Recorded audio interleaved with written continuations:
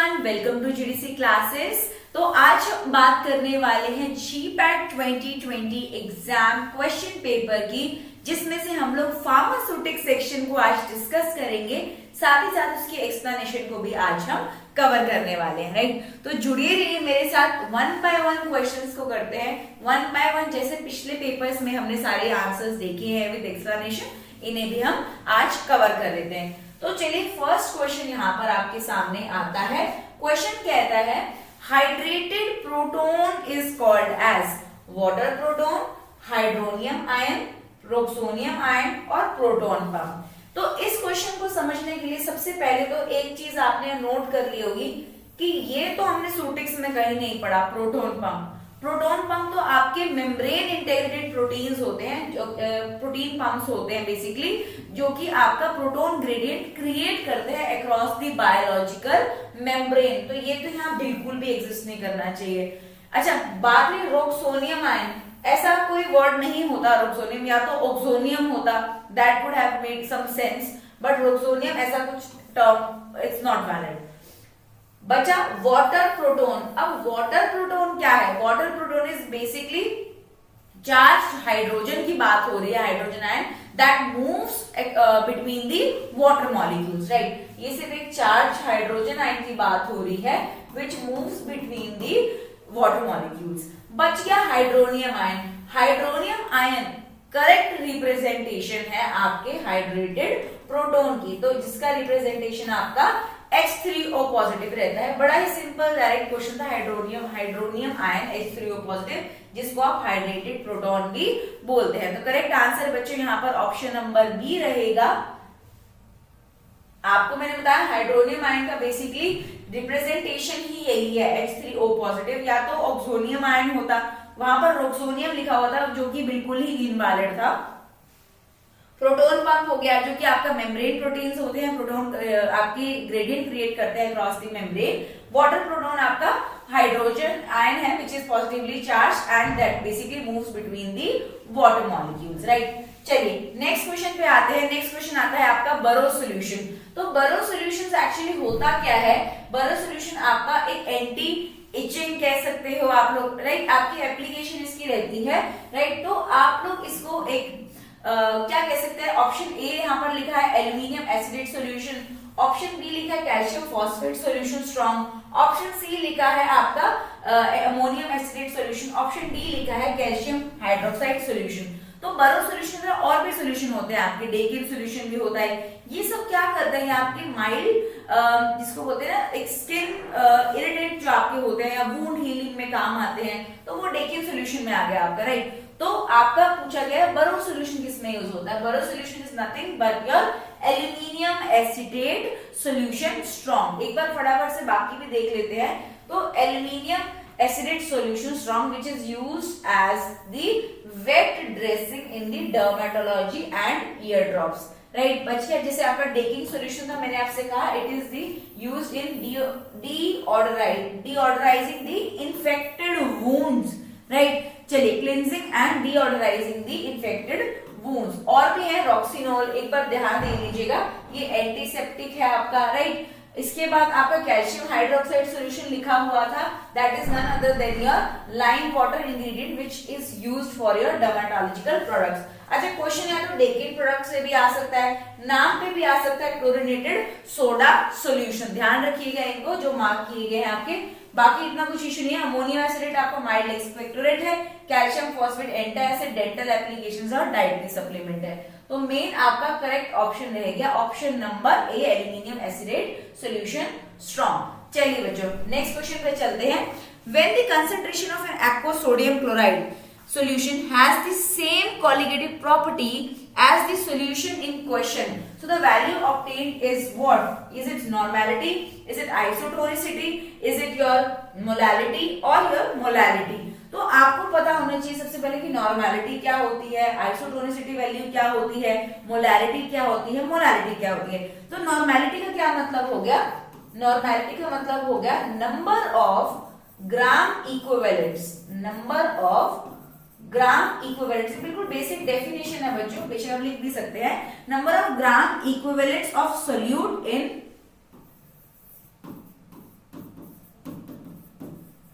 1 litre of solution, right. Isotonicity value क्या हो गया, concentration of an aqueous sodium chloride solution, concentration of an aqueous sodium chloride solution. बचा आपका molarity, molarity क्या होगा, number of moles of solute, number of moles of solute upon volume of solution, upon volume of solution in litres. तो बच्चों ये रहेगी आपका formula for molarity. Last बच गया आपका मोलालिटी। तो मोलालिटी का क्या फॉर्मूला होगा, it will be moles of solute per kg of solvent, moles of solute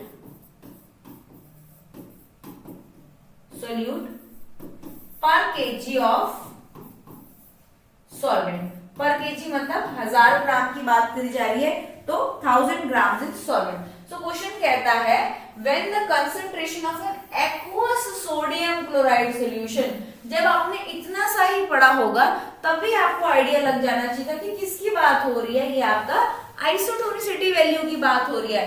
बाकी फॉर्मूलाज तो आपको पता होने चाहिए, इतना में ही सही आपको समझ आना चाहिए कि आइसोटोनिसिटी की बात हो रही है। तो करेक्ट आंसर बच्चों ऑप्शन नंबर आपका बी रहेगा, ठीक है जी।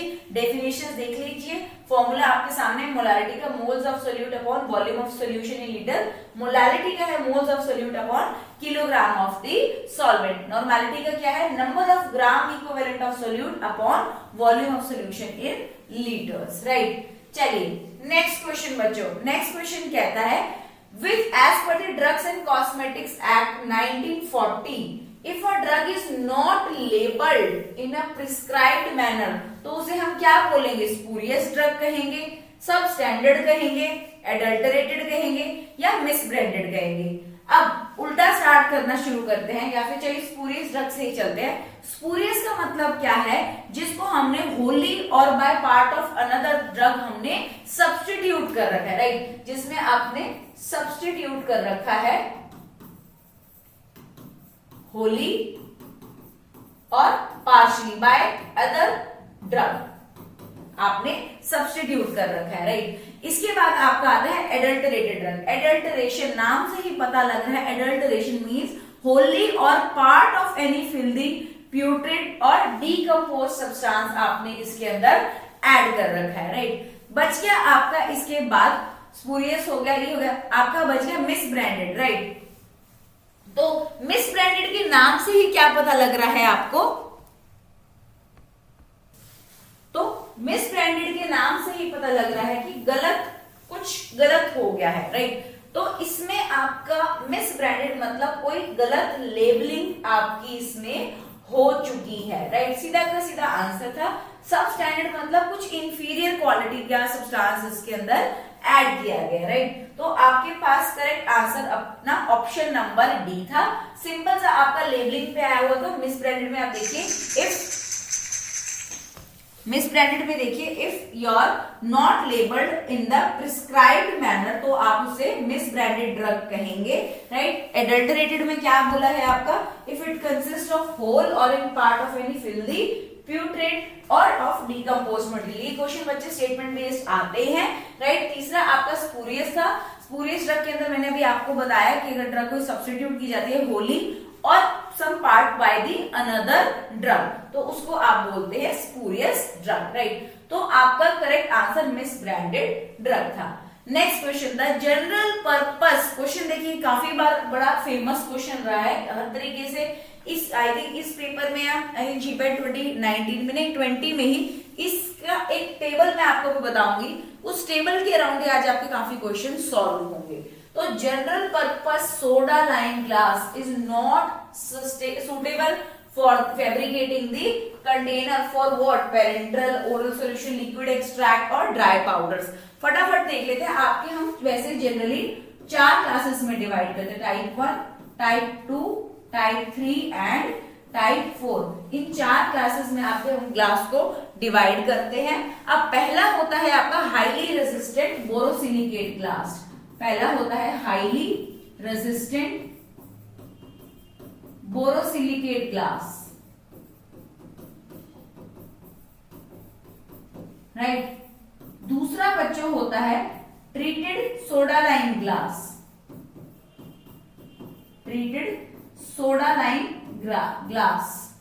टाइप 3 होता है आपका soda lime glass, and type 4 रहता है general purpose soda lime glass, right. ये तो हो गया आपका बेसिक ग्लास टाइप्स और उसके नाम। इनमें से जो आपका टाइप 2 होता है इसमें आपका वाटर अटैक टेस्ट होता है। टाइप 2 जो होता है इसमें आपका वाटर अटैक टेस्ट होता है। बाकी सब में आपका पाउडर्ड ग्लास टेस्ट होता है। तो एक्सेप्शन है तो क्वेश्चन आने के चांस इस पर भी बढ़ जाते हैं। अब टाइप 1, 2, 3, 4 हो गया। टाइप 1 जनरली आपका पेरेंटल्स के लिए होता है। टाइप 1 जनरली आपका पेरेंटल प्रिपरेशन इसमें आती है, राइट। टाइप 2 में आपके ड्राई पाउडर्स आते हैं, टाइप 2 में आपके ड्राई पाउडर्स आते हैं, राइट। टाइप 3 के अंदर आपके पेरेंटल एंड नॉन पेरेंटल दोनों आते हैं। टाइप 3 के अंदर आपके पेरेंटल एंड नॉन पेरेंटल दोनों आते हैं, एंड टाइप 4 में आपके नॉन पेरेंटल प्रिपरेशंस आती हैं। तो यहां से क्वेश्चन पूछता है the general purpose soda lime glass is not suitable, general purpose soda lime glass is not suitable for the following. पूछता है क्या और पेरेंटल इसमें सुटेबल है। अभी मैंने आपसे बताया कि टाइप 4 ग्लास आपका नॉन पेरेंटल के लिए ना कि पेरेंटल के लिए, राइट। तो करेक्ट आंसर सीधा का सीधा था बच्चों ऑप्शन ए, बट बाकी डिटेल्स को भूलिएगा मत। पहला, दूसरा, तीसरा, चौथा type highly resistant borosilicate glass, treated soda lime glass, general purpose soda lime glass. Type 1 powder glass test, water attack test, powder glass test, parenteral dry powder and parenteral non parenteral, और ये भी आपका non parental use की। तो type 4 के लिए आपका generally आपका पेरेंटल सॉल्यूशंस आपके नहीं यूज करते हैं। तो पहला आंसर आपका बिल्कुल करेक्ट हो गया। यही सेम मैंने आपको बताया, यही सेम एक्सप्लेनेशन आपकी यहाँ पर भी लिखी हुई है, आप देख सकते हैं। टाइप 1, 2, 3, 4 ग्लास लिखे हुए हैं, आपके टेस्ट लिखे हैं powder glass, water attack, powder glass test यहाँ लिखा हुआ है। सेम इनके आपके प्रिपरेशन में बता रहे पेरेंटल यूज के लिए टाइप 1 ग्लास। ऐसे देखिए न्यूट्रल एक्वस प्रिपरेशन नोट कीजिएगा, जनरली इसके अंदर acidic and neutral aqueous preparations use होती हैं टाइप 2 के अंदर।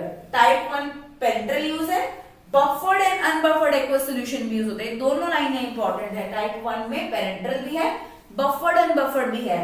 टाइप 2 में एसिडिक एंड न्यूट्रल भी है, as well as dry powder oleaginous solution भी है। टाइप 3 के अंदर पेरेंटल नॉन पेरेंटल बोथ भी है, ड्राई पाउडर भी है। टाइप 4 स्पेसिफिकली आपका नॉन पेरेंटल, जिसमें टैबलेट, कैप्सूल, ऑइंटमेंट ये सारे आपके आ जाएंगे, ठीक है जी। चलिए next question, the mechanism by which fluorides inhibits the dental caries, right. आपकी डेंटल कैरीज के फ्लोराइड्स, अब आपको ये पता होना चाहिए ये जो डेंटल कैरीज है ये हुई कैसे। जब आपको मैकेनिज्म समझ में आ जाता है तो आंसर सॉल्व करना उतना ही इजी हो जाता है।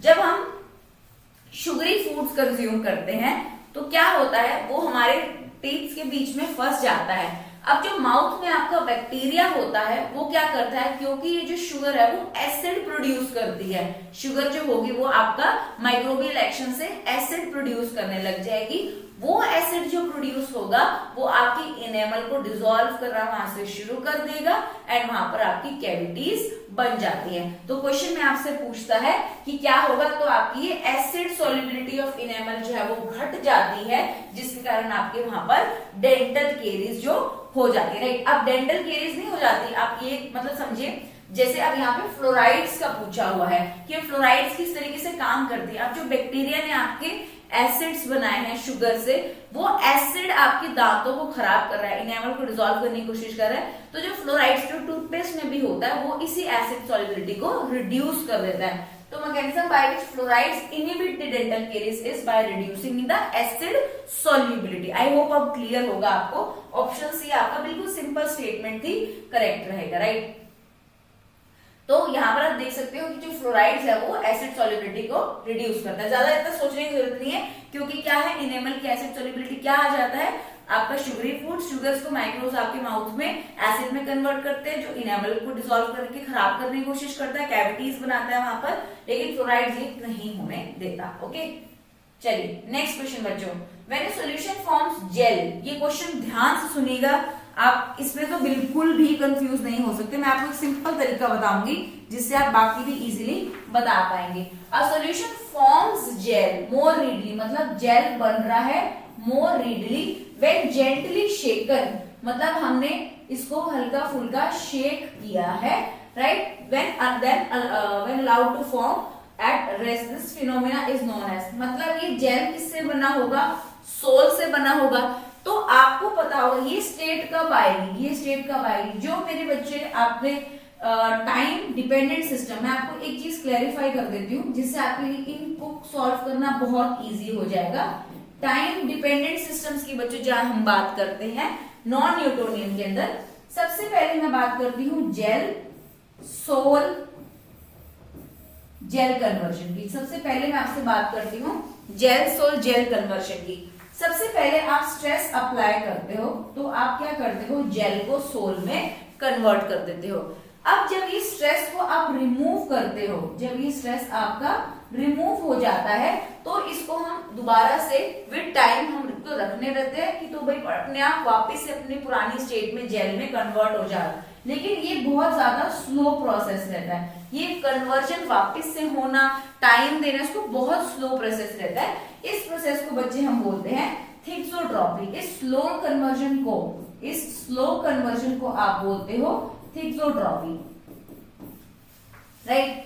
अब इस प्रोसेस को फास्ट करने के लिए वही सेम जेल से आपने पहले सपोज सोल में कन्वर्ट किया स्ट्रेस अप्लाई करके, इस सोल को जब आपने स्ट्रेस को रिमूव किया लेकिन फास्ट करने के लिए कोई एजिटेशन अप्लाई कर दी, फास्ट करने के लिए कोई इसके ऊपर आपने वाइब्रेशंस अप्लाई कर दी, तो ये प्रोसेस फास्ट जल्दी हो जाएगा। Gel sol gel conversion fast हो जाएगा।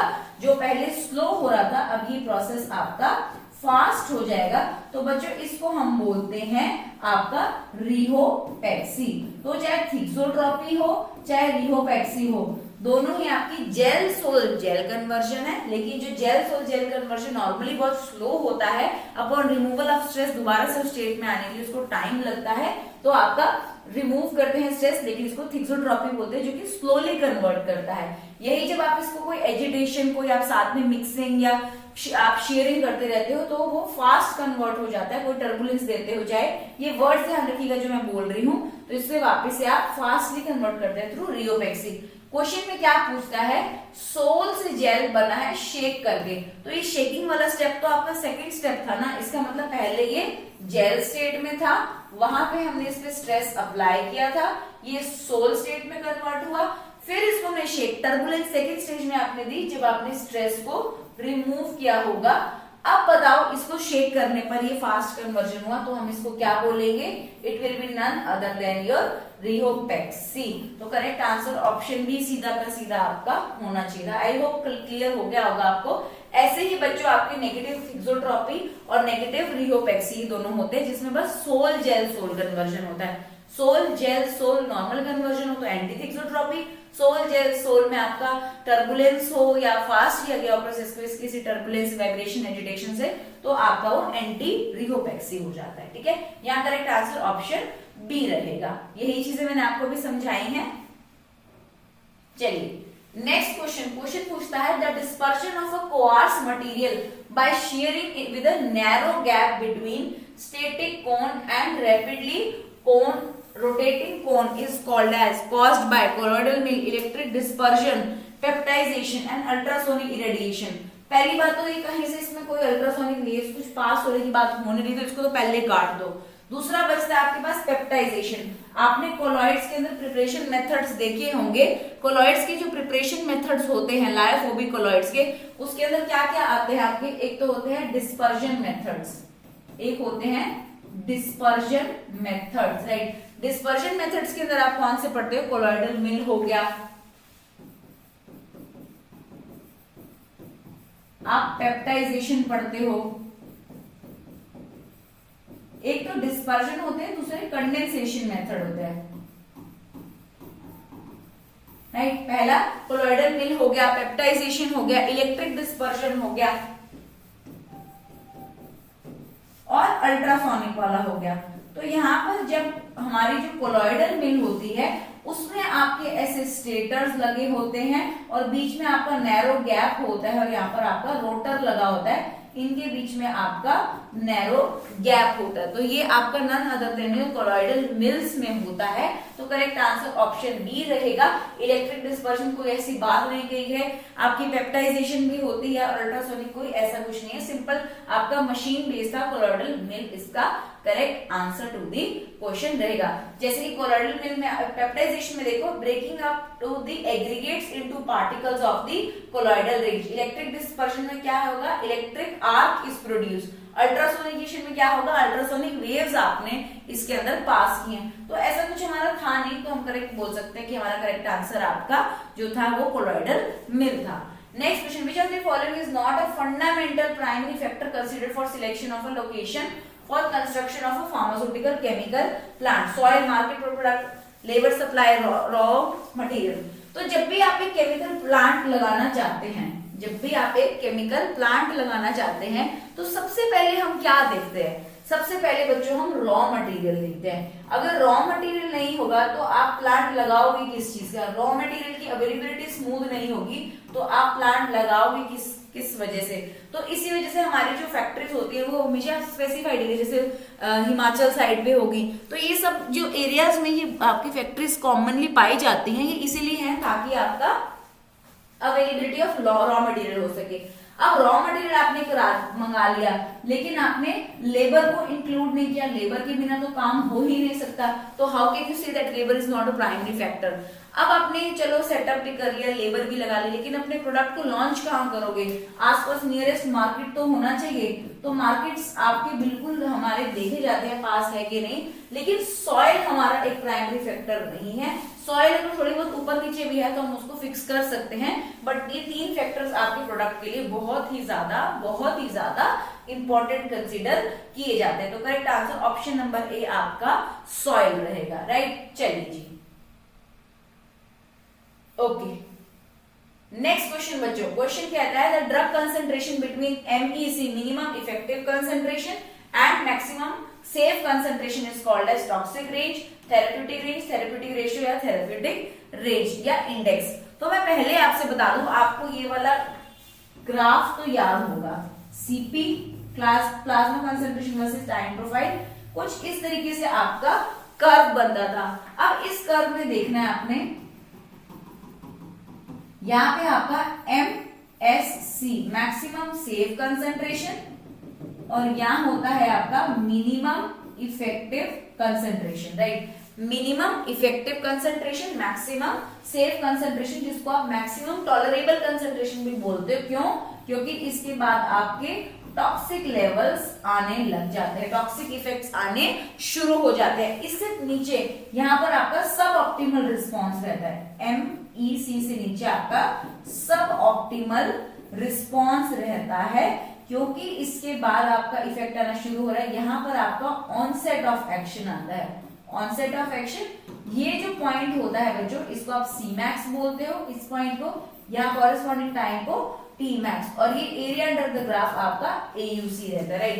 तो इसके बीच में क्वेश्चन पूछता है, ये जो MSC और MEC है, इसके बीच का जो ये रेशियो है, इसके बीच का जो ये रेंज है, इसको हम क्या बोलते हैं? तो this is none other than your therapeutic range. तो करेक्ट आंसर भी आपका थेराप्यूटिक रेंज रहेगा, राइट। क्यों? टॉक्सिक रेंज तो उसके बाद आती है, अभी मैंने आपको बोला MSC के बाद आपकी टॉक्सिक रेंज आनी शुरू हो जाती है, राइट। थेराप्यूटिक रेंज आपकी होती है इसके बीच में। थेराप्यूटिक इंडेक्स क्या होता है? LD50/ED50, right. Lethal dose and efficacious dose. तो थेरेप्यूटिक रेशियो क्या होता है? Ratio that compares the blood concentration eight which a drug causes therapeutic effect to when a drug causes death, वो आपका थेरेप्यूटिक रेशियो में आता है। बच गया आपके पास थेरेप्यूटिक रेंज, जो कि एक्चुअली में इसका करेक्ट आंसर है। चलिए देख लेते हैं, करेक्ट आंसर आपका ऑप्शन नंबर डी रहेगा। अभी बच्चों हमने सारी डेफिनेशंस की बात करी, एक बार आप देखना चाहें देख सकते हैं, सेम मैंने भी आपके सामने ही कवर की है।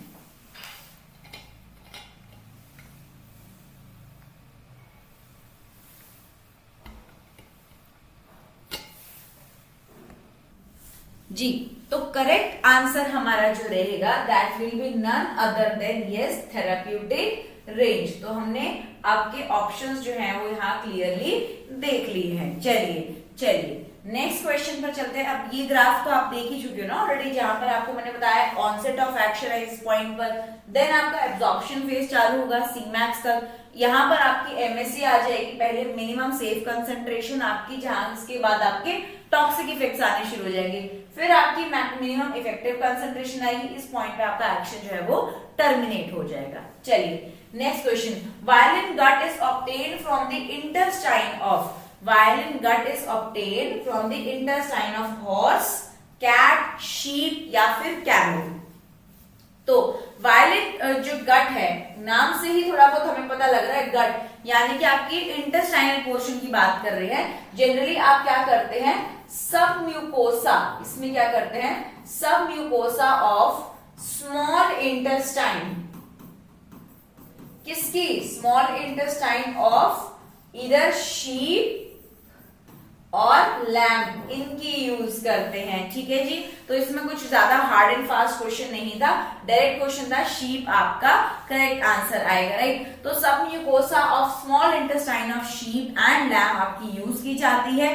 तो it consist of a preparation mainly made from the collagen that is derived from such healthy sheep और lambs। Okay, so correct answer is option number C. तो आप यहाँ देख सकते हैं वायलिन गट सोर्स क्या है इसका, शीप और गोट, तो ये आपका टिश्यू जो है वो एक्सट्रैक्ट आउट कर लिया जाता है। चलिए next question, in capsule making the bloom strength of gelatin is proportional to the molecular weight of the gelatin and this is a measure of.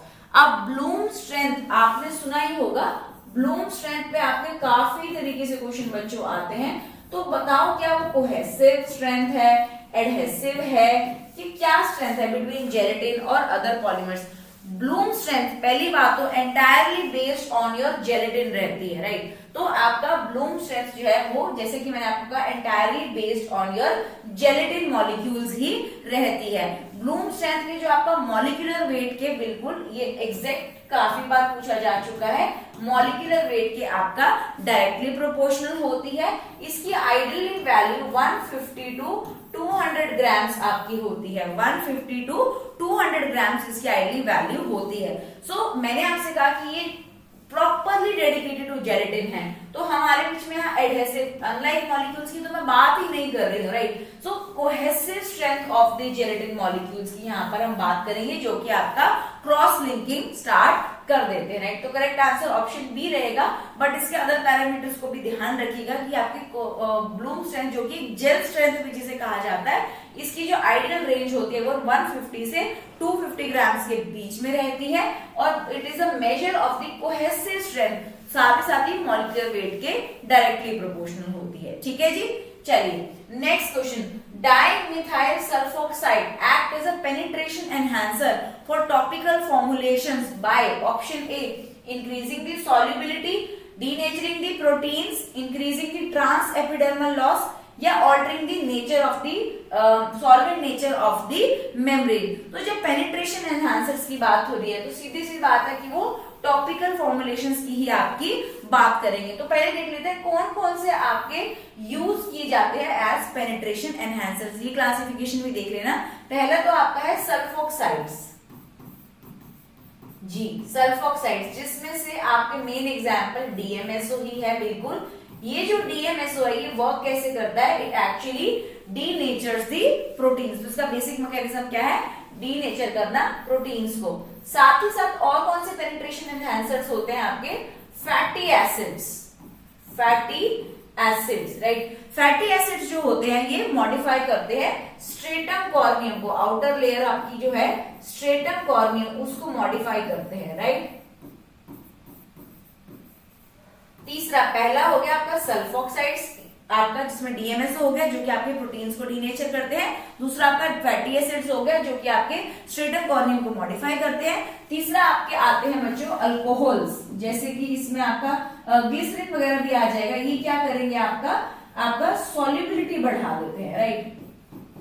Solubility को बढ़ा देते हैं, इंक्रीजिंग दी सॉल्युबिलिटी। तो अल्कोहल्स जैसे कि आपके क्या करेंगे, अल्कोहल ग्लाइकोल्स जो हो गए आपके, ये सारे आपके सॉल्युबिलिटी को बढ़ा देंगे। अब टॉपिकल फॉर्मुलेशन में इसके अलावा बच्चों आपके पेनिट्रेशन एनहांसर्स में सारे सरफेक्टेंट्स आते हैं, जिनकी पूरी क्लासिफिकेशन आपने बहुत अच्छे से पढ़ी भी होगी। तो सल्फोक्साइड हो गया, फैटी एसिड हो गया, अल्कोहल्स हो गए, ग्लाइकोल्स हो गए एंड सरफेक्टेंट्स। तो जो आपके डीएमएसओ सल्फोक्साइड्स पाए गए वो क्या करते हैं, आपकी प्रोटीन की डीनेचरिंग करते हैं। ऑप्शन बी आपका correct answer to the question रहने वाला है। चलिए ऑप्शन बी आपका करेक्ट है। अभी आपसे बात करी मैंने पेनिट्रेशन एनहांसर्स की, वही टेबल है जैसे आपको मैंने बताया, सेम टू सेम ही रहेगा। एक बार आप देख लीजिएगा, इसमें आपकी क्लासिफिकेशन सामने है, जिसमें सल्फोक्साइड्स, फैटी एसिड, अल्कोहल, ग्लाइकोल, जिसमें आपका ethanol, octanol, propylene, glycol surfactants आपके दिए गए हैं। तो करेक्ट आंसर आपका ऑप्शन नंबर बी रहेगा, जो कि डीएमएसओ आपका क्या करता है, पेनिट्रेशन एनहांस करता है। ठीक है जी, चलिए आगे चलते हैं बच्चों। Relative sweetness of sucrose to saccharin, question में आता है direct question, relative sweetness of sucrose to saccharin. आपके आर्टिफिशियल स्वीटनर्स की बात की जा रही है बच्चों। कुछ और रेशियोज भी आपको पता होनी चाहिए, जैसे 1:70 हो गया, 1:72 हो गया, 1:200 हो गया, 1:500 हो गया। तो ये जो 1:70 होगा बच्चों, ये होगा मैनिटोल के लिए, राइट, मैनिटोल के लिए। दूसरा आपका जो होगा ये होगा साइक्लोमेट के लिए, ये 1:72 होगा साइक्लोमेट के लिए। 1:200 होगा आपका एस्पार्टेन के लिए, आर्टिफिशियल स्वीटनर्स रहेंगे आपके, एंड 1:500 रहेगा आपका ये सैकरिन के लिए, राइट। तो करेक्ट आंसर आपका यहां से निकल के आ गया, it will be none other than your option number B. इसके अलावा भी ये बाकी रेशियोज हैं, इनको भी एक बार के लिए फटाफट से नोट डाउन कर लीजिएगा। ठीक है जी, चलिए ऑप्शन बी आपका करेक्ट आंसर है। यहाँ तो खैर आपको डायरेक्टली बता रखी है, पर मैंने आपको बाकियों की भी एक बार बता दी। साइक्लोमेट नहीं, उसको साइक्लामेट करो पहले, तो साइक्लोमेट नहीं वो साइक्लामेट है, मैंने गलत लिख दिया। एस्पार्टेन हो गया, मैनिटोल हो गया। अब मैनिटोल जो होगी आपकी, वो एक छोटी सी बच्चों मिस्टेक उसमें और है, एक छोटी सी मिस्टेक उसमें और है। जो साइक्लामेट मैंने बताया था वो आई थिंक मैंने 72 टाइम्स लिख दिया, उसको 70 टाइम्स कर लीजिए। जो मैनिटोल है उसको 72 टाइम्स कर लीजिए। सैकरिन जो है वो यस ये तो 500 टाइम्स, ये शुगर है। एस्पार्टिन जो है ये आपका 200 टाइम्स है। बस थोड़ा सा साइक्लोमेट और मैनिटोल में आपका 70-72 का डिफरेंस रह गया, उसको आप करेक्ट कर लीजिएगा। ठीक है, चलिए next question, question number 15, choose the wrong statement from the regard to the amorphous solids. अब बच्चों जब हम क्रिस्टलाइन और अमरफस सॉलिड्स की बात करते हैं, पहली ही चीज हमेशा हम बात करते हैं ऑर्डर की, कि क्रिस्टलाइन का आपका लॉन्ग रेंज ऑर्डर होता है एंड अमरफस का आपका शॉर्ट रेंज होता है। अब क्रिस्टलाइन का लॉन्ग रेंज ऑर्डर होने के कारण के मेल्टिंग पॉइंट वगैरह सब हाई एंड शार्प होते हैं, राइट। लेकिन जो आपके they do not have definite melting points, ये स्टेटमेंट आपके एमॉर्फस के लिए होती है। मैंने अभी आपसे बोला क्रिस्टलाइन सब्सटेंस जो होते हैं उनका डेफिनेट मेल्टिंग पॉइंट होता है, एमॉर्फस का नहीं होता। तो ये एक्चुअली में आपकी करेक्ट स्टेटमेंट थी, आपने आइडेंटिफाई करनी है रॉन्ग स्टेटमेंट। ठीक है, considered as super cool liquids, बिल्कुल सही स्टेटमेंट है बच्चों। अमरफस को आप सुपर कूल लिक्विड्स कहते हैं, क्रिस्टलाइन को हम ट्रू सॉलिड्स कहते हैं। They tend to flow when subjected to sufficient pressure, बिल्कुल सही बात है। शॉर्ट रेंज ऑर्डर है तो प्रेशर चेंज करने से इनका ऑर्डर चेंज और इजीली हो जाता है। They are usually anisotropic, ये बिल्कुल गलत है बच्चों, काफी बच्चे कंफ्यूज होते हैं। जो क्रिस्टलाइन सब्सटेंसेस होते हैं, क्रिस्टलाइन होते हैं, वो आपके एनाइसोट्रॉपिक होते हैं। जो आपके एमरफस होते हैं वो आपके आइसोट्रॉपिक होते हैं। इसमें कंफ्यूज मत होइएगा, काफी बार बच्चे कंफ्यूज हो जाते हैं, यानी कि डिफरेंट डायरेक्शंस में डिफरेंट प्रॉपर्टीज होती हैं। तो अमरफस आपके उल्टा आइसोट्रॉपिक है, क्रिस्टलाइन आपके anisotropic. Correct answer option number बच्चों ए रहेगा, राइट। चलिए यही हमने बात करी, क्रिस्टलाइन एनाइसोट्रॉपिक है और अमरफस आपके आइसोट्रॉपिक रहते हैं। चलिए next question, correct statement respect to the limitations of arrhenius relationships for the stability prediction। यहाँ पर बच्चों इन्होंने लिमिटेशंस पूछी हुई है कि इनमें से कौन सी स्टेटमेंट इसकी करेक्ट है on regard to your limitation as per your Arrhenius equation. तो अर्हीनियस इक्वेशन आपकी बिल्कुल स्टेबिलिटी को प्रिडिक्ट करती है। तो इसमें सिंपल सी बात है कि जो आपकी अर्हीनियस रिलेशनशिप है जो कि स्टेबिलिटी प्रिडिक्शन के लिए, अगर आप इक्वेशन भूल गए हैं तो अर्हीनियस इक्वेशन का एक सिंपल सा रिप्रेजेंटेशन मैं यहाँ लिख देती हूँ, k is equals to a e⁻⁻⁴ right. तो इसका मतलब जब हम अर्हीनियस प्रेडिक्शंस लगाते हैं हमारी स्टेबिलिटी टेस्टिंग के लिए, वहां पर हमारी ह्यूमिडिटी कंडीशंस भी, हमारे ऑक्सीजन कंडीशंस भी सारी मैटर करती हैं, तब जाकर हम बात कर सकते हैं। अब जब आप टेम्परेचर एनहांस कर देते हैं, तो ह्यूमिडिटी लेवल्स, ऑक्सीजन सॉल्युबिलिटी भी आपकी ऑल्टर हो जाती है, जिसके कारण आपकी स्टेबिलिटी स्टेट्स को प्रेडिक्ट करना थोड़ा सा डिफिकल्ट हो जाता है। और ये एक उनमें से काफी ज्यादा एक इंपॉर्टेंट लिमिटेशन निकल कर आई थी। तो क्वेश्चन कहता है order of degradation will alter at higher temperature. बिल्कुल ये भी कहीं ना कहीं आपकी है, लेकिन equal moisture concentration will be mentioned at different temperatures, ऐसा बिल्कुल भी नहीं है। मैंने अभी आपसे बोला कि आपकी जो स्टेटमेंट है से less relative humidity and oxygen solubility at higher temperature, बिल्कुल ये भी आपकी ऑल्टर हो जाती है। करेक्ट आंसर ऑप्शन सी है। सेम डिग्रेडेशन मैकेनिज्म्स में भी प्रीडोमिनेट एट डिफरेंट टेम्परेचर्स, ऐसा नहीं होता है बिल्कुल भी, राइट। तो करेक्ट आंसर बच्चों आपका ऑप्शन नंबर सी रहेगा। ह्यूमिडिटी आपका एट एलिवेटेड टेम्परेचर्स, आपकी सॉल्युबिलिटी एंड ह्यूमिडिटी लो होने के कारण स्टेबिलिटी प्रेडिक्शंस जो है वो थोड़ी सी डिफिकल्ट हो जाती है, राइट। तो स्टेबिलिटी प्रेडिक्शंस आपकी based on the Arrhenius equation are valid only when the breakdown depends on the temperature. So at elevated temperatures the oxygen solubility and humidity are relatively low, जिसकी वजह से आपकी prediction alter हो सकती है।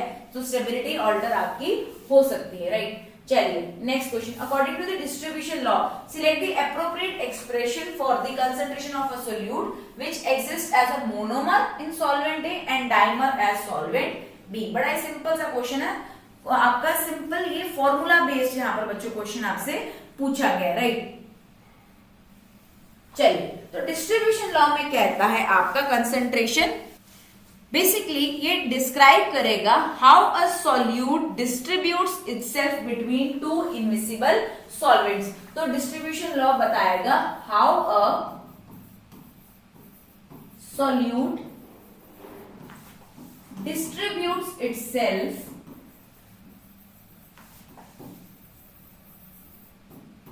Between two immiscible solvents. जहां पर आपका बताया है कि सॉल्वेंट ए में ये आपका मोनोमर की तरह एग्जिस्ट करेगा एंड सॉल्वेंट बी के अंदर ये डाइमर। तो सी ए जब आपकी कंसंट्रेशन में सॉल्वेंट ए होगा तो ये आपका मोनोमर की तरह एग्जिस्ट करेगा, सी बी जहां पर ये आपका डाइमर की तरह एग्जिस्ट करेगा। वहां पर डिस्ट्रीब्यूशन लॉ का सिंपल से सिंपल क्वेश्चन लगता है कि इसके अंदर आपका कांस्टेंट होगा, अल्फा आपका डिग्री ऑफ डिसोसिएशन होगा। तो बच्चों इसके लिए आपका सिंपल सा फॉर्मूला रहता है के distribution is equals to your C concentration of A into N into concentration of B. ये सिंपल सा आपका फॉर्मूला यहाँ पर रहता है। तो यहाँ पर जब आपकी according to distribution law select the appropriate expression for the concentration of solute when it exists as a monomer and dimer in solvent B। तो यानी कि ये जो यहाँ पर N की वैल्यू होगी, ये जो N की वैल्यू पहले मोनोमर था अब डाइमर है, मतलब एक मॉलिक्यूल इसमें फालतू हो गया, तो N की वैल्यू हमने 1 ले ली, तो आपका करेक्ट आंसर बन गया CA/√CB। तो सीधा डिस्ट्रीब्यूशन लॉ के एक्सप्रेशन पर का करेक्ट आंसर आपका ऑप्शन नंबर डी में आपका यहाँ पर देखा जा सकता है। तो करेक्ट आंसर आपका बच्चों ऑप्शन नंबर डी रहेगा। चलिए ठीक है जी, यही सेम इक्वेशन आपको मैंने बताई थी यहाँ पर। चलिए नेक्स्ट क्वेश्चन कहता है which of the following will result in very closest value to the GFR glomerular filtration rate. अब आपको पता होगा GFR की एस्टिमेशन के लिए कुछ हम एक्सोजीनस अमीन्स और कुछ हम एंडोजीनस अमीन्स का इस्तेमाल करते हैं। पहली बात तो ये आपको क्लियर होना चाहिए, GFR की एस्टिमेशन के लिए कुछ आप एक्सोजीनस और कुछ आप एंडोजीनस इस्तेमाल करते हैं अमीन्स को, राइट। ये जो आपके एंडोजीनस होते हैं इसमें एग्जांपल आ गया आपका क्रिटिनिन। और ये जो एक्सोजीनस हो गया बच्चों, इसमें एग्जांपल आ गया आपका इनुलिन या इंसुलिन लिखा हुआ है, इनुलिन आएगा, राइट। चलिए, लेकिन यहां पर पूछा गया which of the following will result in very closest value to the GFR. तो पहला तो इंसुलिन क्लियरेंस लिखा हुआ है, जो कि होना इनुलिन क्लियरेंस चाहिए था। ऑप्शन बी आपका एल्ब्यूमिन क्लियरेंस, कहीं पर मैंने आपको नाम नहीं बोला, ब्लड यूरिन नाइट्रोजन कंसंट्रेशन, सीधा आपका क्रिटिनिन क्लियरेंस जो था बच्चों, वो आपका आंसर रहेगा, यानी कि determination of serum creatinine level. ये इंसुलिन लिख दिया इन्होंने, यहाँ पर अगर इनुलिन होता तो हम कंफ्यूज हो सकते थे। करेक्ट आंसर आपका क्रिटिनिन रहेगा। एक्सोजीनसली एंडोजीनसली आप दोनों देख चुके हैं। इनुलिन जो होगा आपका, it is an exogenous fructose polysaccharide and creatinine is an endogenous amine produced as a result of muscle catabolism. इसको ध्यान रखना, बिल्कुल से बिल्कुल दोनों ही आपका जीएफआर को मेजर करने के लिए हम यूज करते हैं। Next question, increasing the proportion of the dispersed phase of an emulsion by more than 60% may lead to cracking, frothing, phase inversion, creaming। अब जिसने तो पढ़े होंगे ये डिफेक्ट्स के बारे में, इन प्रॉब्लम्स के बारे में, वो ये देखते ही समझ गया होगा कि कुछ डिफेक्ट्स तो आपके स्टोरेज पर आते हैं, कुछ डिफेक्ट्स तो जैसे ब्रेकिंग हो जाना, कोएगुलेशन हो जाना, राइट, आपका क्रीमिंग हो जाना, अपवर्ड क्रीमिंग होती है, डाउनवर्ड क्रीमिंग होती है, डिपेंड करता है डिफरेंट इमल्शंस पे। लेकिन यहाँ पर बोला गया है कि हम प्रोपोर्शन इंक्रीज करेंगे, क्योंकि आपको पता है इमल्शन में क्या होता है, इमल्शन में आपका एक डिस्पर्स्ड फेज होता है,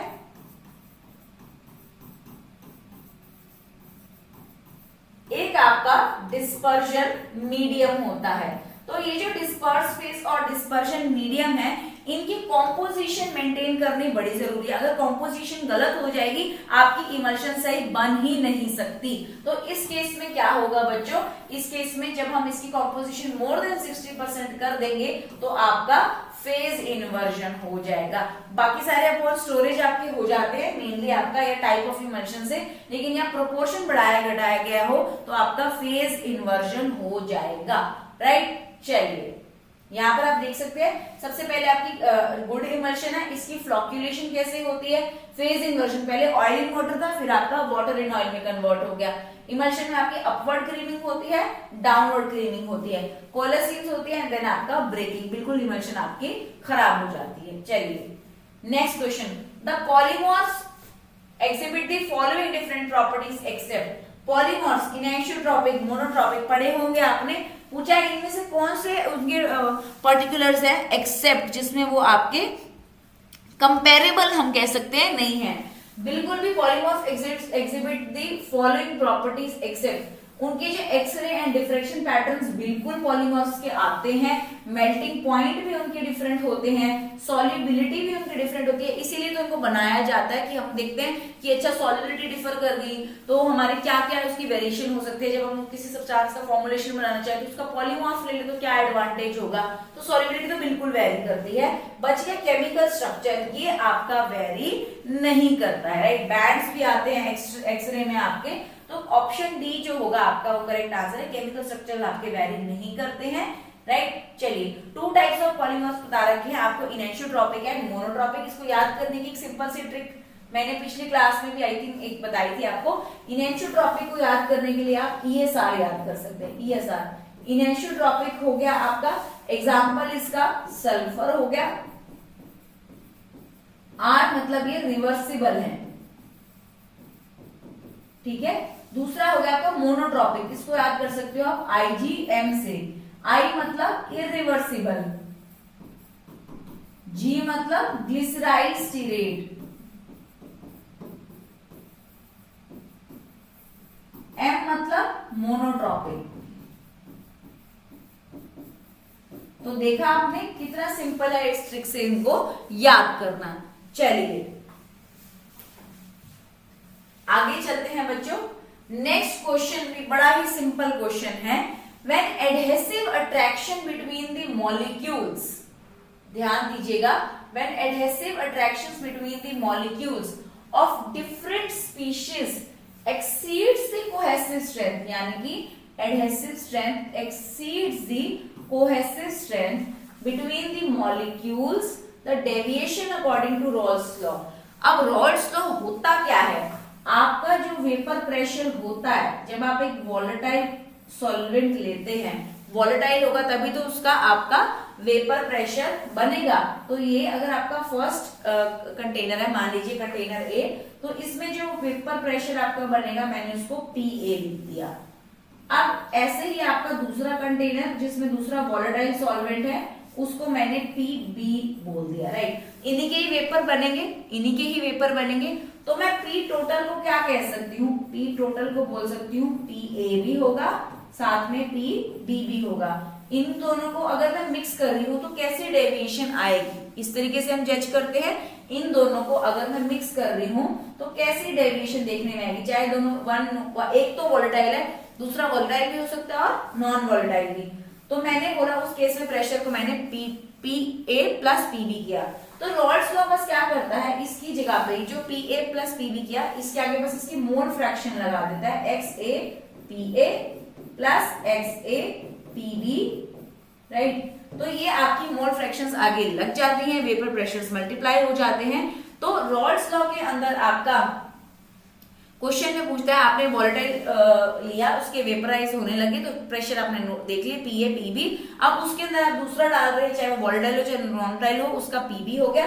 टोटल आपका प्रेशर PA प्लस PB हो गया। यहाँ पर आपने उसकी मोल फ्रैक्शंस के साथ मल्टीप्लाई कर दिया, राइट। तो अगर आपने दूसरा वॉलेटाइल या नॉन वॉलेटाइल ऐड किया तो उसका वेपर प्रेशर कैसे चेंज होगा, वो हम रोल्स लॉ के अंदर पढ़ते हैं। अब रोल्स लॉ के अंदर चेंज कैसे होगा, ये उसकी डेविएशंस बताती हैं, पॉजिटिव हो, नेगेटिव हो, पार्शियल हो या ना हो। तो आइडियल केस में क्या होना चाहिए, आइडियल केस में जो इंटरैक्शंस होती हैं, आइडियल केस में जो इंटरैक्शंस होती हैं, जैसे कि अब A और B की इंटरैक्शन होनी है, आइडियल केस में क्या होना चाहिए, ये A और B की इंटरैक्शंस A के इंटरैक्शंस के भी इक्वल होनी चाहिए और B की इंटरैक्शन के भी बराबर होनी चाहिए, तब तो आप इसको बोलते हो आइडियल है कि भाई चलो एंथैल्पी ऑफ द सिस्टम ही आपकी 0 है। अगर ये नहीं होता तो बच्चों वहां पर हमारी डेविएशन आती है। अब एडहेशन कोहेशन क्या, बिटवीन द अनलाइक मॉलिक्यूल्स तो adhesion, between the like molecules तो कोहेशन। ये कह रहे हैं सारी बराबर होनी चाहिए आइडियल स्टेट में। पॉजिटिव सिचुएशन में क्या होगा, जो आपकी एडहेशन होंगी वो कम होंगी आपकी कोहेसिव स्ट्रेंथ से, चाहे AA की हो चाहे BB की हो, तब तो इसको आप बोलोगे पॉजिटिव डेविएशन। अगर आपकी जो ये AB आएगा, अगर आपकी जो एडहेसिव है वो ज्यादा होगी कोहेसिव, एक जैसे पार्टिकल्स के बीच की इंटरैक्शन से, तो उसको आप नेगेटिव डेविएशन बोलते हो। तो यहाँ पर बच्चों correct answer option D negative, सीधा का सीधा बच्चों यहाँ पर आंसर था, कुछ कॉम्प्लिकेटेड नहीं था। आई थिंक मैं इसको करेक्ट समझा पाई कि जो इंटरैक्शंस सेम पार्टिकल और डिफरेंट पार्टिकल, ये A और B दो अलग हैं, AA और BB आपके सेम पार्टिकल है तो उसमें कोहेसिव फोर्स होंगे। तो डेविएशन में जब आपके एडहेसिव फोर्सेस कम हो जाएंगे कोहेसिव फोर्सेस से, तो हम उसको पॉजिटिव डेविएशन बोलते हैं। अगर ये इंटरैक्शंस एडहेसिव में ज्यादा रहेंगी तो उसको आप नेगेटिव डेविएशन बोलते हैं। तो करेक्ट आंसर आपका ऑप्शन डी नेगेटिव था। यही सब आपको मैंने एक्सप्लेन किया है। चलिए next question, the complexation of quinine with hexyl salicylate is an example of absorption by convective transport facilitated pinocytosis ion pair। यहाँ पर आपको नाम से नहीं समझ में आता, quinine with hexyl salicylate ion pair बन रहा है बच्चों, पेयरिंग हो रही है। आयन पेयर मतलब आपका मॉलिक्यूल जो है अपने काउंटर आयन के साथ बाइंड करता है, साथ में उसके कॉम्प्लेक्स बना लेता है, ये कॉम्प्लेक्स को अक्रॉस द मेम्ब्रेन ले जाके वो काउंटर आयन को रिलीज कर देता है और वो वापस से अवेलेबल हो जाता है। तो करेक्ट आंसर बच्चों आयन पेयर ट्रांसपोर्ट रहेगा यहाँ पर आपका, राइट। तो correct answer option number D, क्योंकि एक्साइल सैलिसिलेट और क्विनीन आपके आयन पेयरिंग दिखा रहे हैं। पैसिव डिफ्यूजन, पैसिव डिफ्यूजन की अपनी लिमिटेशन होती है कि 100 से 400 डाल्टन तक जाएगा, but lipophilic molecules and concentration gradient maintain होना चाहिए। पोर ट्रांसपोर्ट में वाटर सोल्यूबल लेकिन लेस देन 100 होना चाहिए। आयन पेयर में आपका आयनाइज कर जाते हैं ऑल पीएच कंडीशंस एंड अपने ऑपोजिट चार्ज वाले के साथ कॉम्प्लेक्स फॉर्म कर लेते हैं, राइट। चलिए आगे question, excipient Ludipress is used for the liquid dosage form is a coprocessed excipient of option A dextrose monohydrate Kollidon 30, dextrose lactose monohydrate Kollidon 30, lactose monohydrate Kollidon 30 plus Kollidon Cl, right. अब आपको सबसे पहले तो मैं एक दो चीजें यहाँ पर बता देती हूँ। ये जो K30 है, ये जो आपका कोलिडोन 30 है, जिसको हम K30 भी बोलते हैं, ये आपका पीवीपी है, पॉलीविनाइल पायरोलिडीन, पीवीपी है, राइट। जो आपका KCl है, ये आपका जो KCl है, इसका क्या मतलब है? Cross linked PVP. इसका साफ साफ सा मतलब है क्रॉस लिंक्ड पीवीपी की ये बात कर रहा है। तो ल्यूडीप्रेस आपका एक को प्रोसेस्ड एक्सीपिएंट है बच्चों, को प्रोसेस्ड एक्सीपिएंट, जो कि मेनली जिसमें लैक्टोज आता है। तो इसका मतलब जिसमें लैक्टोज नहीं है उसको तो पहले ही काट दीजिए। ऑप्शन ए भी गया, डी भी गया, राइट। तो लैक्टोज आता है, साथ में 35% उसका K30 आता है एंड 30% आपका 3.5% आपका KCl आता है। ऑप्शन सी करेक्ट है। लैक्टोज लगभग आपका 90% होता है, राइट। 30% के लगभग आपका, ये सब्जेक्टेड टू वेरिएशन, ऐसे नहीं कि 30-35 होगा ही होगा, और 3.5% लगभग आपका KCl होता है, राइट। K30 क्या है? पीवीपी। KCl क्या है? Cross linked polyvinyl pyrrolidine. तो करेक्ट आंसर बच्चों ऑप्शन नंबर सी रहेगा, राइट। को प्रोसेस्ड एक्सीपिएंट, जिसको आपने यहाँ पर ल्यूडीप्रेस बोला। और भी होते हैं जैसे डाइपैक, न्यूटैप, सेल्यूटैप, शुगर टैप, ये सारे आपने एक्सीपिएंट्स पढ़े हैं। तो ऐसे ही ल्यूडीप्रेस भी आपका एक एक्सीपिएंट था। चलिए next question. The unequal attractive forces acting on the molecules at the surface of liquid of gas interface when compared with the molecule forces into the bulk is due to the absence of adhesive, less adhesive, absence of cohesive, less cohesive forces of attraction। तो इसको question को तोड़ के पढ़ते हैं। आपने एक example देखा होगा, ये आपका बल्क हो गया, ये आपका सरफेस हो गया। Unequal attractive forces eight molecules at the surface, ये आपका लिक्विड हो गया एंड अपर पोर्शन आपका गैस हो गया, ये पोर्शन आपका बल्क हो गया। तो जब आप एडहेसिव की बात करोगे, तो आप लिक्विड गैस इंटरफेस की बात कर रहे हो। जब आप कोहेसिव की बात करोगे तो इसका मतलब आप मॉलिक्यूल्स ऑफ बल्क की बात कर रहे हो, जहां एक जैसे सिर्फ लिक्विड के मॉलिक्यूल्स ही होंगे। तो unequal attractive forces acting at the surface पे आपके कौन से एक्ट करेंगे? आपके adhesive. When compared with the bulk, तो बल्क फोर्सेस ज्यादा होने के कारण आपका एक इनवर्ड पुल होता है, जिस फोर्स को बैलेंस आउट करने के लिए आप बोलते हो कि ये सरफेस टेंशन है। तो इसीलिए बच्चों हम बोलते हैं this will due to the less adhesive forces of attraction, right. So correct answer आपका ऑप्शन बी रहेगा। एडहेसिव कोहेसिव आपको समझ में आना चाहिए, उसके अलावा क्वेश्चन में कुछ भी नहीं था। सरफेस टेंशन का एक सिंपल सा क्वेश्चन था। ये फोर्स आपके मॉलिक्यूल्स को पुल करता है, जिसकी वजह से सरफेस कॉन्ट्रैक्ट हो जाता है एंड पार्टिकल्स आपके बल्क में मूव करने लग जाते हैं, राइट। जैसे जैसे सरफेक्टेंट की कंसंट्रेशन बढ़ती जाती है, इंटरफेस सैचुरेट होता जाता है, अंदर जाते जाएंगे आपके माइसेली बन जाते हैं at a concentration called as critical micelle concentration. ठीक है जी, चलिए नेक्स्ट क्वेश्चन। पता नहीं कितनी बार ये क्वेश्चन देखने को मिलेगा आपको, पता नहीं कितने तरीकों से आपको ये क्वेश्चन देखने को मिलेगा। तो कुछ एक्स्ट्रा चीजें इसकी मैं बताऊंगी, तो उन्हें नोट भी कर लीजिएगा। Blood proteins, human serum albumin, आपके ब्लड प्रोटीन्स कौन कौन से होते हैं? पहली बात,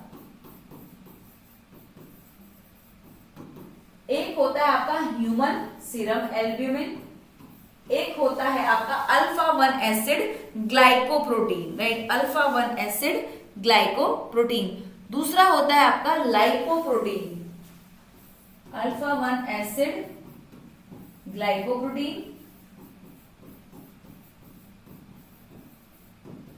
तीसरा होता है लाइपोप्रोटीन, राइट। फोर्थ होता है आपका अल्फा 1 ग्लोबुलिन,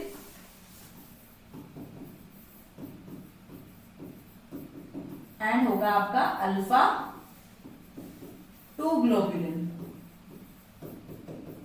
राइट। ये जो ह्यूमन सीरम एल्ब्यूमिन है बच्चों, इसका वेट लगभग 65,000 रहता है।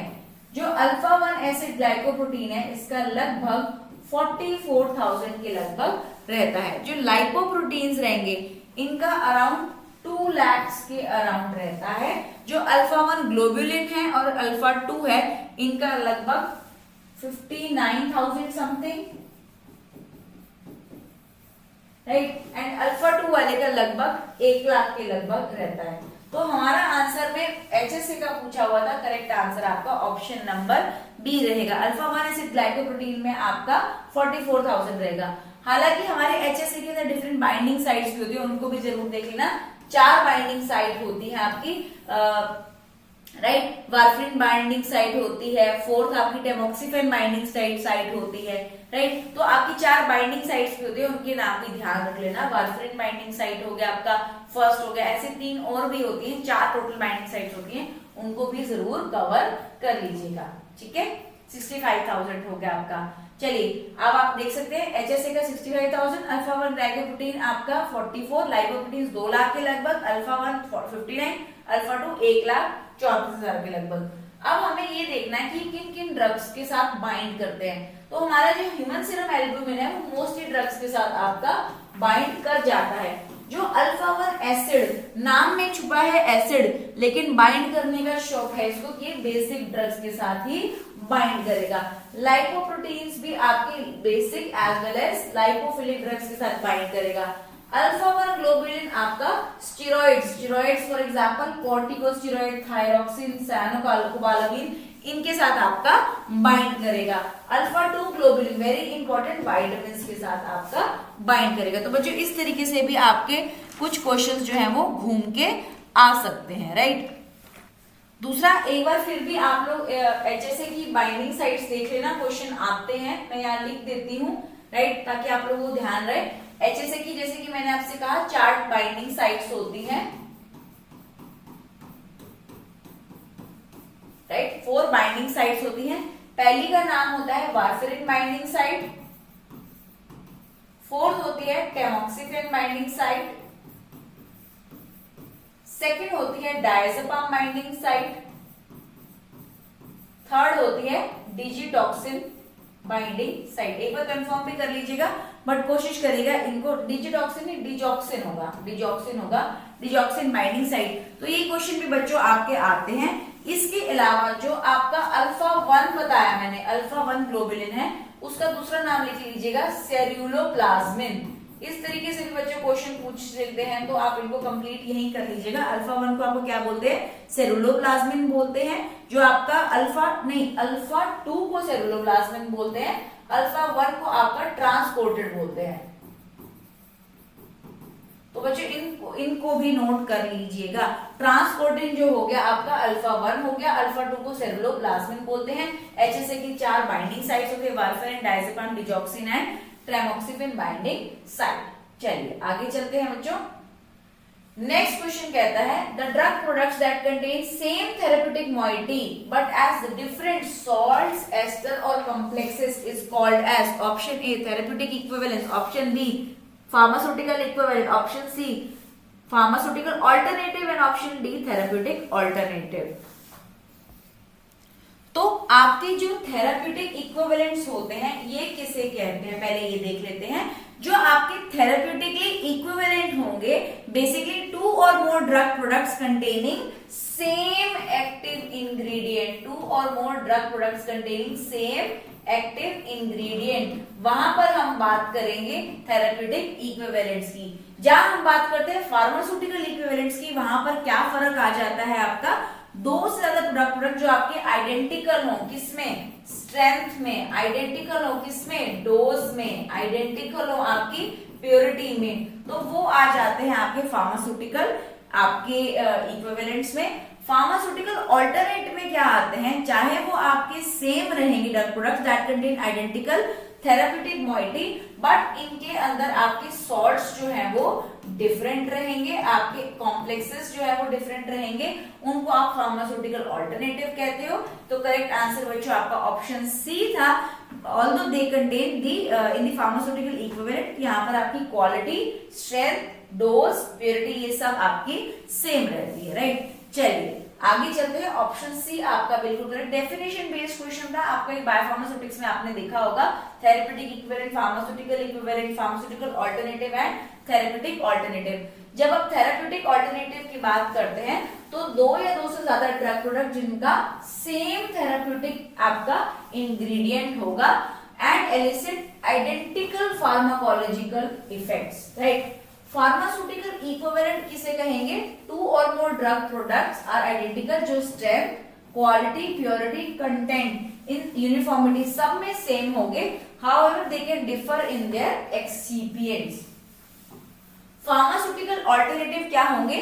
जो कि इनके अंदर थेरेप्यूटिक मॉइटी भी सेम होगी, but not necessarily the amount same हो ना हो, कुछ नहीं कह सकते, सॉल्ट सेम हो ना हो आपका, वो हम कुछ नहीं कह सकते, तो वो हो गए फार्मास्यूटिकल ऑल्टरनेटिव.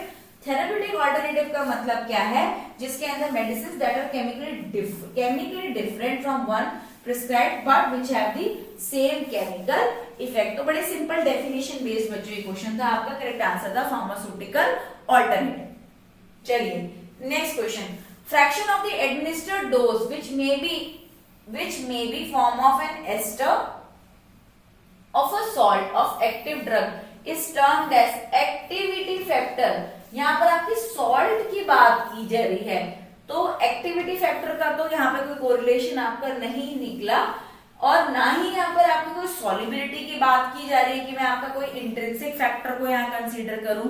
हालांकि फ्रैक्शन ऑफ एडमिनिस्टर्ड डोज तो यहाँ फॉर्मुलेशन का कोई पॉइंट यहाँ नहीं है. यहाँ पर आपका सॉल्ट फॉर्म्स रुको एक second which may be form of an ester of a salt of active drug. Okay, तो यहाँ पर जो आपने डोज एडमिनिस्टर कर रहे हैं उसमें भी एक्टिव ड्रग का कोई सॉल्ट फॉर्म है, तो इसको हम क्या बोलेंगे? Which may be the form of ester. तो कोई फॉर्मुलेशन फैक्टर इसमें नहीं यूज हो रहा है, ये none other than your salt factor रहेगा. तो आपको पता है सॉल्युबिलिटी जनरली आप इंप्रूव कर सकते हैं सॉल्ट फॉर्मेशन से, कॉम्प्लेक्सेशन से.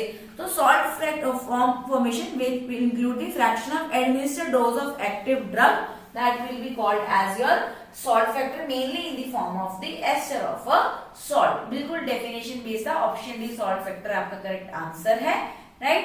चलिए बेसिकली आप सॉल्युबिलिटी इंप्रूवमेंट के लिए ही सॉल्ट फॉर्मेशन करते हो. Next question. Standards to be compiled under the drugs and cosmetics act of 1940 for the imported, manufactured, stocked and exhibited for sale distribution are covered under schedule M. Schedule M में तो GMP guidelines आती है, पहले ही काट दो इसको. Second schedule, first schedule. तो first schedule के अंदर आपकी लिस्ट ऑफ बुक्स आती है, ध्यान रखिएगा. फर्स्ट शेड्यूल के अंदर आपकी लिस्ट ऑफ बुक्स आती हैं अंडर आयुर्वेदा. आपकी रेफरेंस बुक्स जो आयुर्वेदिक सिद्ध यूनानी मेडिसिन के लिए होती हैं. सेकेंड शेड्यूल के अंदर आपके वो स्टैंडर्ड्स आते हैं as per the drugs and cosmetic act, जो कि ड्रग्स की इंपोर्ट, मैन्युफैक्चर, स्टॉकिंग एंड उनकी सेल्स डिस्ट्रीब्यूशन को कवर करते हैं. तो करेक्ट आंसर आपका सेकंड शेड्यूल था.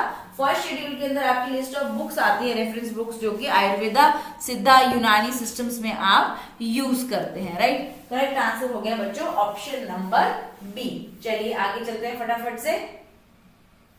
चलिए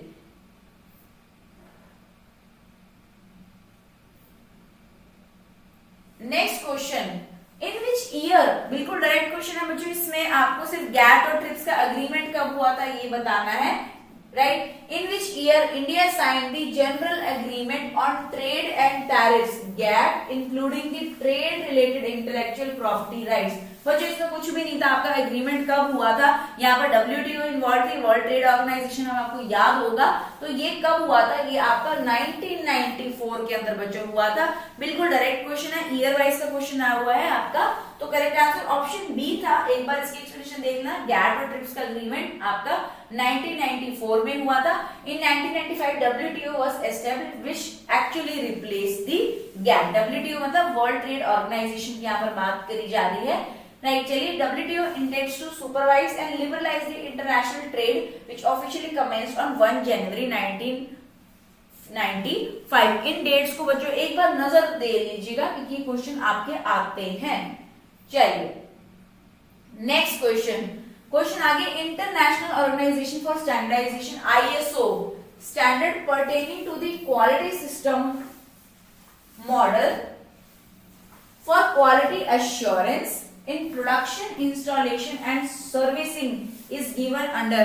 तो ISO के ये आपके डिफरेंट स्टैंडर्ड सेट किए गए हैं, जिसके अंदर आपकी जो ISO 902 है, 9002 है, 9000 है, 9001, 9004 है। तो 9000 से 9002 देख लेते हैं। ये actually gives the model for quality assurance in production, installation, servicing and your, इसमें आते हैं, राइट। लेकिन इसमें सिर्फ मॉडल दिया जाता है फॉर क्वालिटी एश्योरेंस।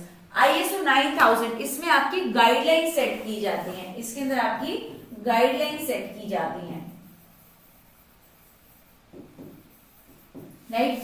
ISO 9001, इसमें आपका मॉडल आता है फॉर क्वालिटी एश्योरेंस, बस इसमें आपका डिजाइन भी आता है, बाकी सब चीजें सेम रहेंगी, बस इसमें आपका डिजाइन भी इसके अंदर आपका आता है। ISO 9004 जो रहेगा आपका, ये बेसिकली क्या करता है, फाइनल इंस्पेक्शन में आपका यूज होता है। 9005 भी आती है जो आपकी परफॉर्मेंस के बारे में आई थिंक होता है। 9005 जो गाइडलाइंस बनाती है आपकी परफॉर्मेंस इंप्रूवमेंट पे, लिख लीजिएगा 9005 भी होती हैं जो गाइडलाइंस बनाती हैं परफॉर्मेंस इंप्रूवमेंट पर,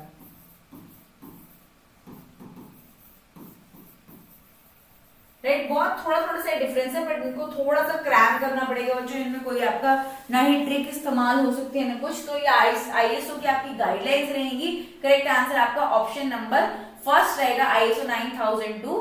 अब देख लेते हैं, देखिए 9000 में मैंने आपसे कहा कि ये आपका गाइडलाइंस प्रोवाइड करेगी, राइट, जो कि क्वालिटी एश्योरेंस को आपका सेट करते हैं, स्टैंडर्ड्स प्रोवाइड करेगी। 9001 जो है सिर्फ एक मॉडल देगी जिसमें design, development, production, installation, servicing आएगा। 9002 में आएगा आपका model for quality assurance in production, installation and servicing, जो कि करेक्ट आंसर था आपका।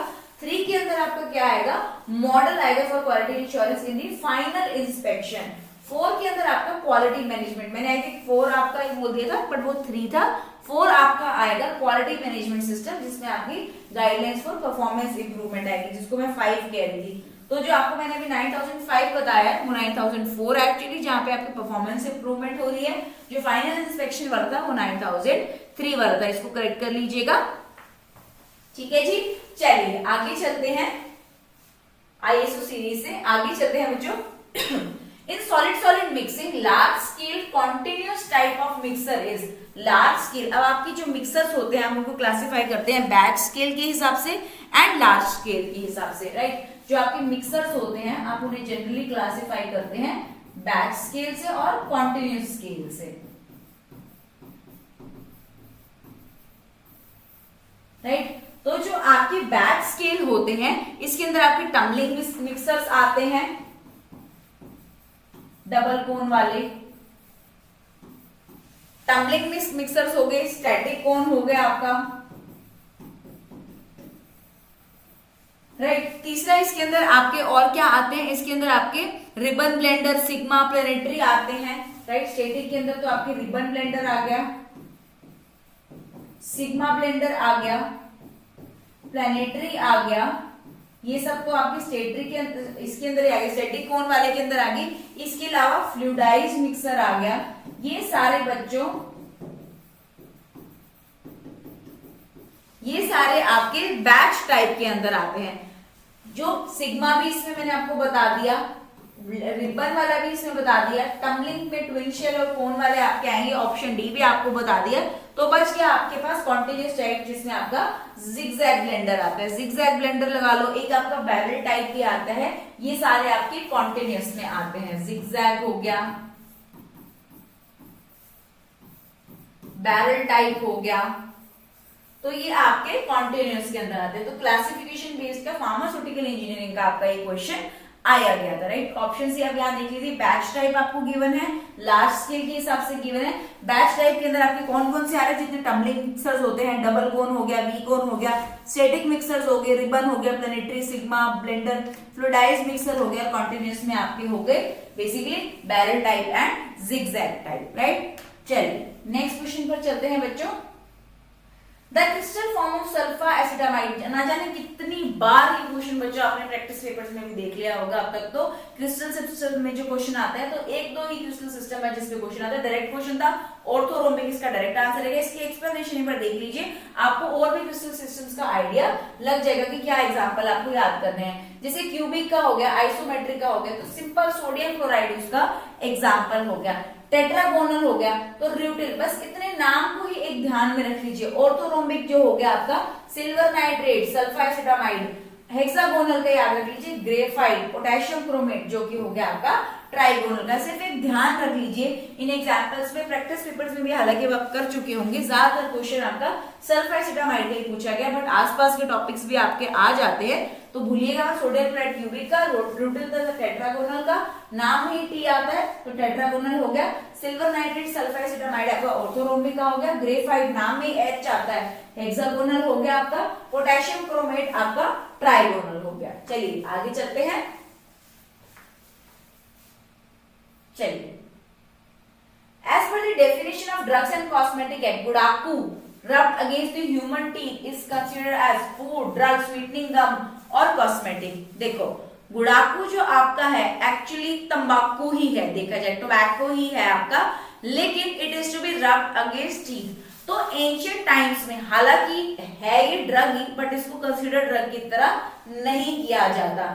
एंशियंट टाइम्स में जो चीज आपकी एक्सटर्नल एप्लीकेशन के लिए यूज करते थे, तो ये इसकी कोई आपकी कह सकते हैं ना टॉपिकल एप्लीकेशन है, कोई ब्यूटिफिकेशन में होगी या फिर कोई क्लेंजिंग प्रॉपर्टी होगी, तो हम उस लिए यूज करते हैं। तो जनरली गुड़ाकू को इन्होंने क्या कर दिया, एक कॉस्मेटिक के अंडर पुट कर दिया था, राइट। तो गुड़ाकू टोबैको प्रिपरेशन है which is rubbed over by the gum, तो एक्सटर्नल प्रिपरेशन के बेस पे बस इसको आपने कॉस्मेटिक के अंदर इन्होंने रख दिया, राइट। तो करेक्ट आंसर ऑप्शन डी था। कंफ्यूजन हो सकती थी ड्रग और कॉस्मेटिक में, तो करेक्ट आंसर आपका ऑप्शन नंबर डी था। यहाँ से आप देख सकते हैं it has a narcotic effect and it was to be rubbed against the human teeth, फिर भी इसको हमने एज कॉस्मेटिक रखा है, राइट। चलिए, ये और भी बच्चों कुछ एग्जांपल हैं ड्रग्स और कॉस्मेटिक्स के, एक बार देख लीजिएगा। कॉस्मेटिक्स में गुड़ाकू, toothpaste, nail polish, cream, powder, ये सारे आपके आते हैं। चलिए नेक्स्ट सवाल देख लेते हैं अपना फटाफट से। नेक्स्ट क्वेश्चन आता है centistoke is the CGS unit for the property surface tension, the coefficient of viscosity, fluidity, kinematic viscosity. पहली बात तो सरफेस टेंशन क्या होता है, फोर्स पर यूनिट लेंथ, इसकी यूनिट तो न्यूटन पर मीटर आनी चाहिए। सेंटी स्ट्रोक कहां से आ गई, तो ये आपका बिल्कुल गलत हो गया। कोएफिशिएंट ऑफ विस्कोसिटी, नाम में ही आपका कोएफिशिएंट बताया गया है, कोएफिशिएंट की कोई यूनिट होती है, तो ये भी आपका गलत हो गया। फ्लूइडिटी, क्या मैं कोई फ्लो फ्लूइड्स की बात कर रही हूँ, यहाँ पे कहीं पे भी आपको कोई फ्लूइड एबिलिटी टू फ्लो की बात हो रही है, बिल्कुल भी नहीं। काइनेमेटिक विस्कोसिटी की होती है जी सीजीएस यूनिट आपकी क्या, सेंटी स्ट्रोक। करेक्ट आंसर बच्चों ऑप्शन नंबर डी रहेगा, सेंटी स्ट्रोक। यहाँ पर आप देख सकते हैं विस्कोसिटी की आपकी पास्कल सेकंड होती है, काइनेमेटिक विस्कोसिटी की होगी आपकी स्ट्रोक और सेंटी स्ट्रोक जो कि सीजीएस सिस्टम में है आपकी, पास्कल शियर स्ट्रेस की, और बाकी सबकी भी आप देख सकते हैं। ज्यादातर क्वेश्चन पॉइस एंटी पॉइस पे आपका सीजीएस यूनिट से आ जाता है। Next question, method of drug distribution pattern is mass spectrophotometry, nuclear magnetic resonance, fluorimetry, UV visible spectrophotometry. तो जब आपके ड्रग डिस्ट्रीब्यूशन पैटर्न स्टडी करते हैं, आपके पास कौन कौन सी टेक्निक्स होती हैं, एक तो आपके पास ऑटो रेडियोग्राफी होती है। ड्रग डिस्ट्रीब्यूशन पैटर्न स्टडी करने के लिए डिस्ट्रीब्यूशन, आपकी बॉडी में ड्रग कैसे डिस्ट्रीब्यूट हुई है उसको स्टडी करने के लिए आपको डिफरेंट पैटर्न्स का जो है इस्तेमाल, पैटर्न्स देखने के लिए आप सबसे पहले ऑटो रेडियोग्राफी देखते हैं, जिसमें आप ड्रग को रेडियो एक्टिव आइसोटोप के साथ लेबल कर देते हैं, ड्रग को रेडियो एक्टिव आइसोटोप के साथ लेबल कर देते हैं, आप उसको डिटेक्ट कर लेते हैं, राइट, इसको आप ट्रैक कर लेते हैं। दूसरा मेथड क्या आता है बच्चों हमारे पास, दूसरा आता है टिश्यू सैंपलिंग। तो टिश्यू सैंपलिंग का क्या मतलब है कि आप डिफरेंट टाइम पॉइंट्स पे अपने सैंपल लेते रहे और उसको ड्रग कंटेंट कितना है, कितना डिस्ट्रीब्यूट हो चुका है आपका टिश्यू सैंपलिंग में, उसको आप एनालिटिकल टेक्निक से डिटरमाइन कर लीजिए। बच्चों ये जो एनालिटिकल टेक्निक होती है, या तो होंगी मास स्पेक्ट्रोफोटोमेट्री या मिलेगी आपको ये HPLC। तो यहाँ पे देखते ही आपको समझ जाना चाहिए था कि मैं मास की बात ऑलरेडी कर चुकी हूँ। तो ड्रग डिस्ट्रीब्यूशन पैटर्न को स्टडी करने के लिए आपके पास डिफरेंट टेक्निक्स होती हैं, ठीक है जी। करेक्ट आंसर आपका ऑप्शन ए था।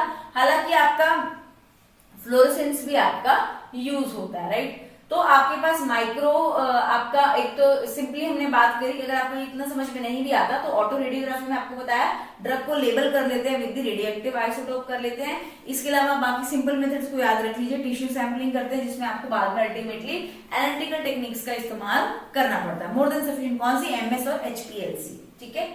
चलिए next question, pyrogens present in containers can be destroyed by heating at the containers at 121 degrees Celsius for 15 minutes, 121 for 30 minutes, 210 for 4 hours, 210 for 1 hour.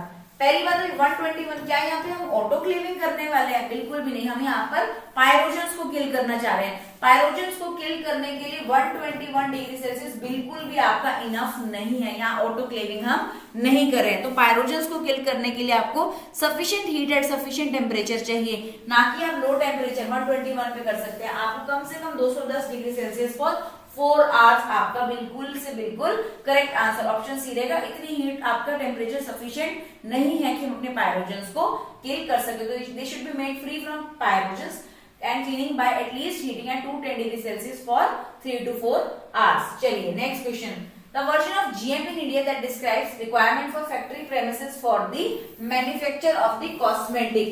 Schedule M तो आपका जी GMP guidelines होगी, M3 हो गया आपका medical device हो गया,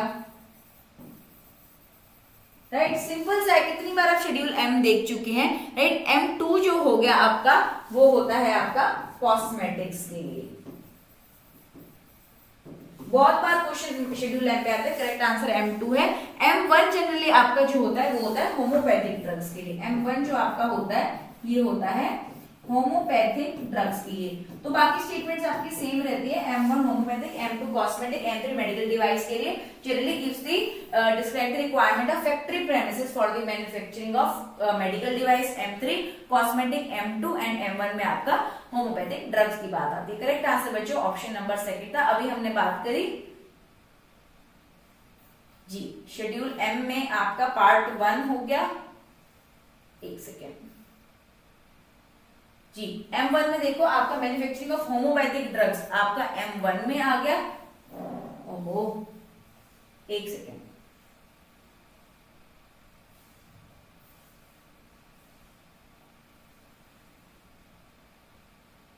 जी, homeopathic drugs आपका M1 के अंदर आ गया, M2 के अंदर कॉस्मेटिक्स आ गया, M3 के अंदर आपका मेडिकल डिवाइस आ गया। तो करेक्ट आंसर आपका ऑप्शन नंबर 2 था कॉस्मेटिक्स के लिए। चलिए नेक्स्ट क्वेश्चन बच्चों, ये आज का कराए हुए क्वेश्चन में से है। वो क्वेश्चन पूछता है the temperature dependence on the viscosity is given by Stern Volmer equation, Arrhenius equation, Huguchi equation gives energy. ये कहां से आ गई ह्यूगुची एंड गिव्स एनर्जी? लेकिन आपको ध्यान रखना है अर्हेनियस इक्वेशन के लिए आपका एक ये भी तरीका था, eta is equals to EA minus EA by RT, जो कि बताता है जैसे आपकी विस्कोसिटी है तो लिक्विड्स के केस में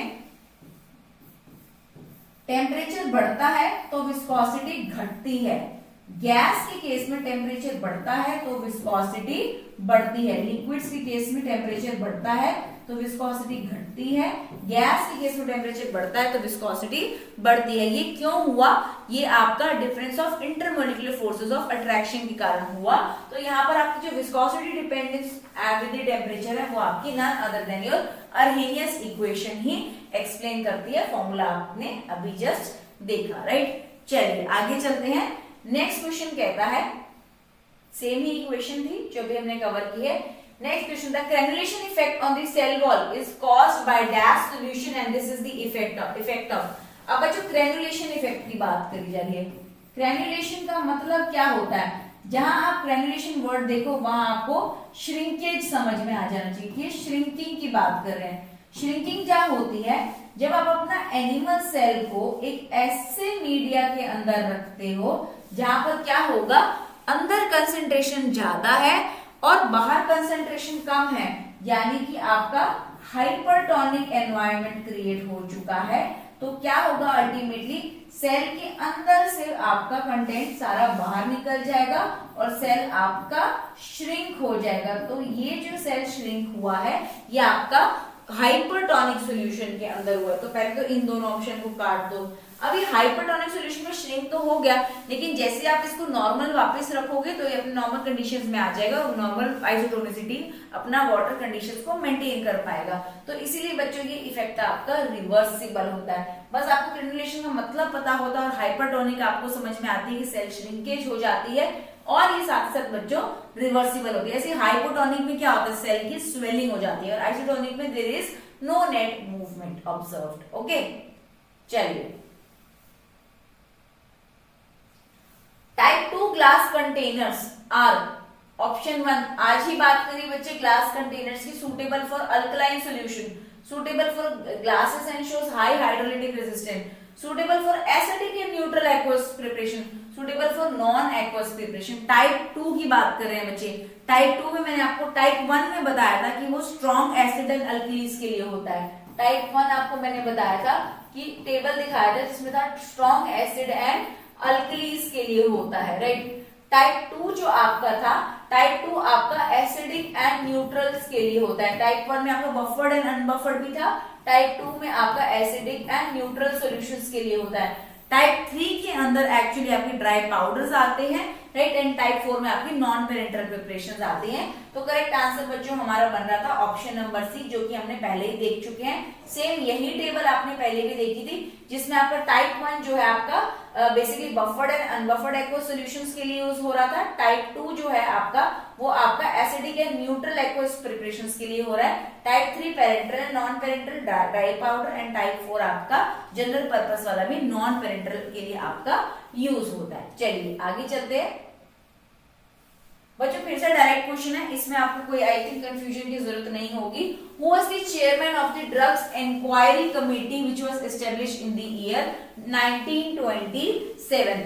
तो एक्चुअली जो पहला ऑप्शन है बी मुखर्जी, ये तो एक्चुअली में आपका मुखर्जी कमेटी के ही आपके स्टार्टिंग जो हेड होते हैं, जिनको आप एक्चुअली क्या बोलते हो, आपका जो यूनियन हेल्थ सेक्रेटरी है ये आपका मुखर्जी कमेटी के रह चुके हैं। तो ये तो बिल्कुल ही इनकरेक्ट आंसर हो गया। इसमें बच्चों आपको सिर्फ कुछ नहीं करना था, सिर्फ हमें बात करनी थी कि हमारा chairman of the drugs inquiry committee कौन सा है, which was established in the year 1927। तो बच्चों करेक्ट आंसर आपका आर.एन. चोपड़ा था। बिल्कुल डायरेक्ट क्वेश्चन पूछा गया था, इसमें आपका कुछ कंसेप्ट वाली बात तो नहीं है, तो लेकिन हम बाकी देख लेते हैं कि हमारी और कौन कौन सी डिफरेंट कमेटीज होती हैं, इनको हम जरूर ध्यान रख सकते हैं। सबसे पहले आपकी भोर कमेटी रही होगी, जो कि 1943 में आई थी, right, under the sir Joseph bore, right, नाम से ही कमेटी है। हाथी कमेटी होगी आपकी, right, which was under the chairmanship of the जय सुखलाल हाथी। देखो नाम से ही कमेटी है तो याद करनी थोड़ी इजी है। ड्रग्स इंक्वायरी कमेटी थोड़ा अलग हो गया, 1930 में आई, लेकिन under the RN. Chopra. Mukherjee committee, बाकी सब कमेटी उनके सरनेम पे ही है, लेकिन सिर्फ ये मुखर्जी कमेटी भी देखो श्री बी मुखर्जी, सिर्फ ये आर.एन. चोपड़ा जो आपकी डोज इंक्वायरी कमेटी था इसके ऊपर आपका बेस था। तो थोड़ा सा बाकी को देख के आपका याद करना जो है वो थोड़ा सा इजी हो जाएगा। Okay, no worries, we'll begin from here. One question is left in between. 42 I think the slide is not able to select the question. It's fine, we'll go backwards. So let's see first this question. While studying the solid state physicochemical properties like the packing property of the drugs include. अब packing porosity की बेटा बात की जा रही है। Packing property में आपकी क्या आती है? ड्रग की पैकिंग के लिए जब हम बात करते हैं तो हमारी क्या हीट कैपेसिटी आती है, क्या सॉलिबिलिटी रिलेटेड है, क्या आपकी रिफ्रैक्टिव इंडेक्स इंक्लूडेड है, या फिर आपकी एंट्रोपी इंक्लूडेड है। तो चलिए समझते हैं सबसे पहले हीट कैपेसिटी से। तो हीट कैपेसिटी आपकी थर्मोडायनेमिक प्रॉपर्टी है जो कि रिलेटेड होती है मॉलिक्यूलर वाइब्रेशन से, जो कि रिलेटेड होती है मॉलिक्यूलर वाइब्रेशन से, कहीं से भी आपकी ये पैकिंग से रिलेटेड नहीं होती। सॉल्युबिलिटी भी आपकी थर्मोडायनेमिक प्रॉपर्टी है, लेकिन ये जनरली आपकी पार्टिकल की इंटरैक्शंस के ऊपर बेस्ड होती है, ना कि उसकी पैकिंग के ऊपर बेस्ड होती है। जैसे कि हीट कैपेसिटी मॉलिक्यूलर वाइब्रेशंस पे है, पैकिंग का कोई लेना देना नहीं है। हम मान सकते हैं कि एंट्रोपी भी समहाउ आपकी इससे रिलेटेड है, लेकिन जो रिफ्रैक्टिव इंडेक्स होगा that has a direct influence by the molecular interactions as well as आपकी जो पैकिंग होगी based on the density and the orientation, packing से रिफ्रैक्टिव इंडेक्स को बहुत आपका डिफरेंस क्रिएट होता है। तो करेक्ट आंसर आपका ऑप्शन नंबर सी रहेगा, रिफ्रैक्टिव इंडेक्स, राइट। तो यही हमने बात करी, पैकिंग पोरोसिटी के अंदर आपका refractive index, molar volume, density आएगा। बाकी सारी आपकी थर्मोडायनेमिक प्रॉपर्टीज है जिनका इनसे कोई लेना देना नहीं है, एंट्रोपी, एंथैल्पी होगी, राइट। आपकी काइनेटिक प्रॉपर्टीज होगी, डिजो रेट हो गया, सरफेस प्रॉपर्टी होगी, सरफेस फ्री एनर्जी हो गया, मैकेनिकल प्रॉपर्टी होगी, टेंसाइल स्ट्रेंथ हो गया, हैंडलिंग होगी, फ्लो हो गया, ब्लेंडिंग होगी, राइट। चलिए नेक्स्ट क्वेश्चन पर चलते हैं, यानी कि पैकिंग प्रॉपर्टी आपकी सिर्फ arrangement and density of molecules किस तरीके से आपके क्रिस्टल स्ट्रक्चर में रहती है। Lakes of dyes available in the commercial contain up to how much % of pure dye. बच्चों लेक्स ऑफ डाई ये भी पहले भी आपको समझ फॉर्मुलेशन में आपने पढ़ा होगा। Commercially available dye contains 50% of the pure dye. Commercially available dye contains 50% of the lakes of dye. बाकी क्या होता है, बाकी इसके अंदर फिलर्स होते हैं। कैसे फिलर्स, डाइलुएंट्स हो गए, बाइंडर्स हो गए, स्टेबलाइजर्स हो गए, बाकी सारे इसके अंदर आपके फिलर्स प्रेजेंट होते हैं, राइट। तो करेक्ट आंसर आपका ऑप्शन ए आपका डी था, 50%। बहुत ही डायरेक्ट क्वेश्चन है बच्चों, इसमें कोई भी ऐसा आपका वो नहीं है। लेक्स आपके पिगमेंट्स हैं जो कि आपके ऐड किए जाते हैं, that have been that forms an interaction with the compound of a metal। Generally जो कमर्शियली अवेलेबल है 50% ऑफ द प्योर डाई आपके माने जाते हैं। चलिए next question, as per the European pharmacopoeia technical guide substance stored at 25 degree Celsius for 24 hours, note down करिएगा, at 80% relative humidity called very hygroscopic. अब पहले बात तो आपको ये बता दीजिए, यूरोपियन फार्माकोपिया के हिसाब से हाइग्रोस्कोपिसिटी को ये कितनों में क्लासिफाई करते हैं। तो जनरली इनकी गाइडलाइन 4 में क्लासिफाई करती है, जिसमें पहला आता है स्लाइटली हाइग्रोस्कोपिक, स्लाइटली हाइग्रोस्कोपिक। दूसरा आता है आपका हाइग्रोस्कोपिक,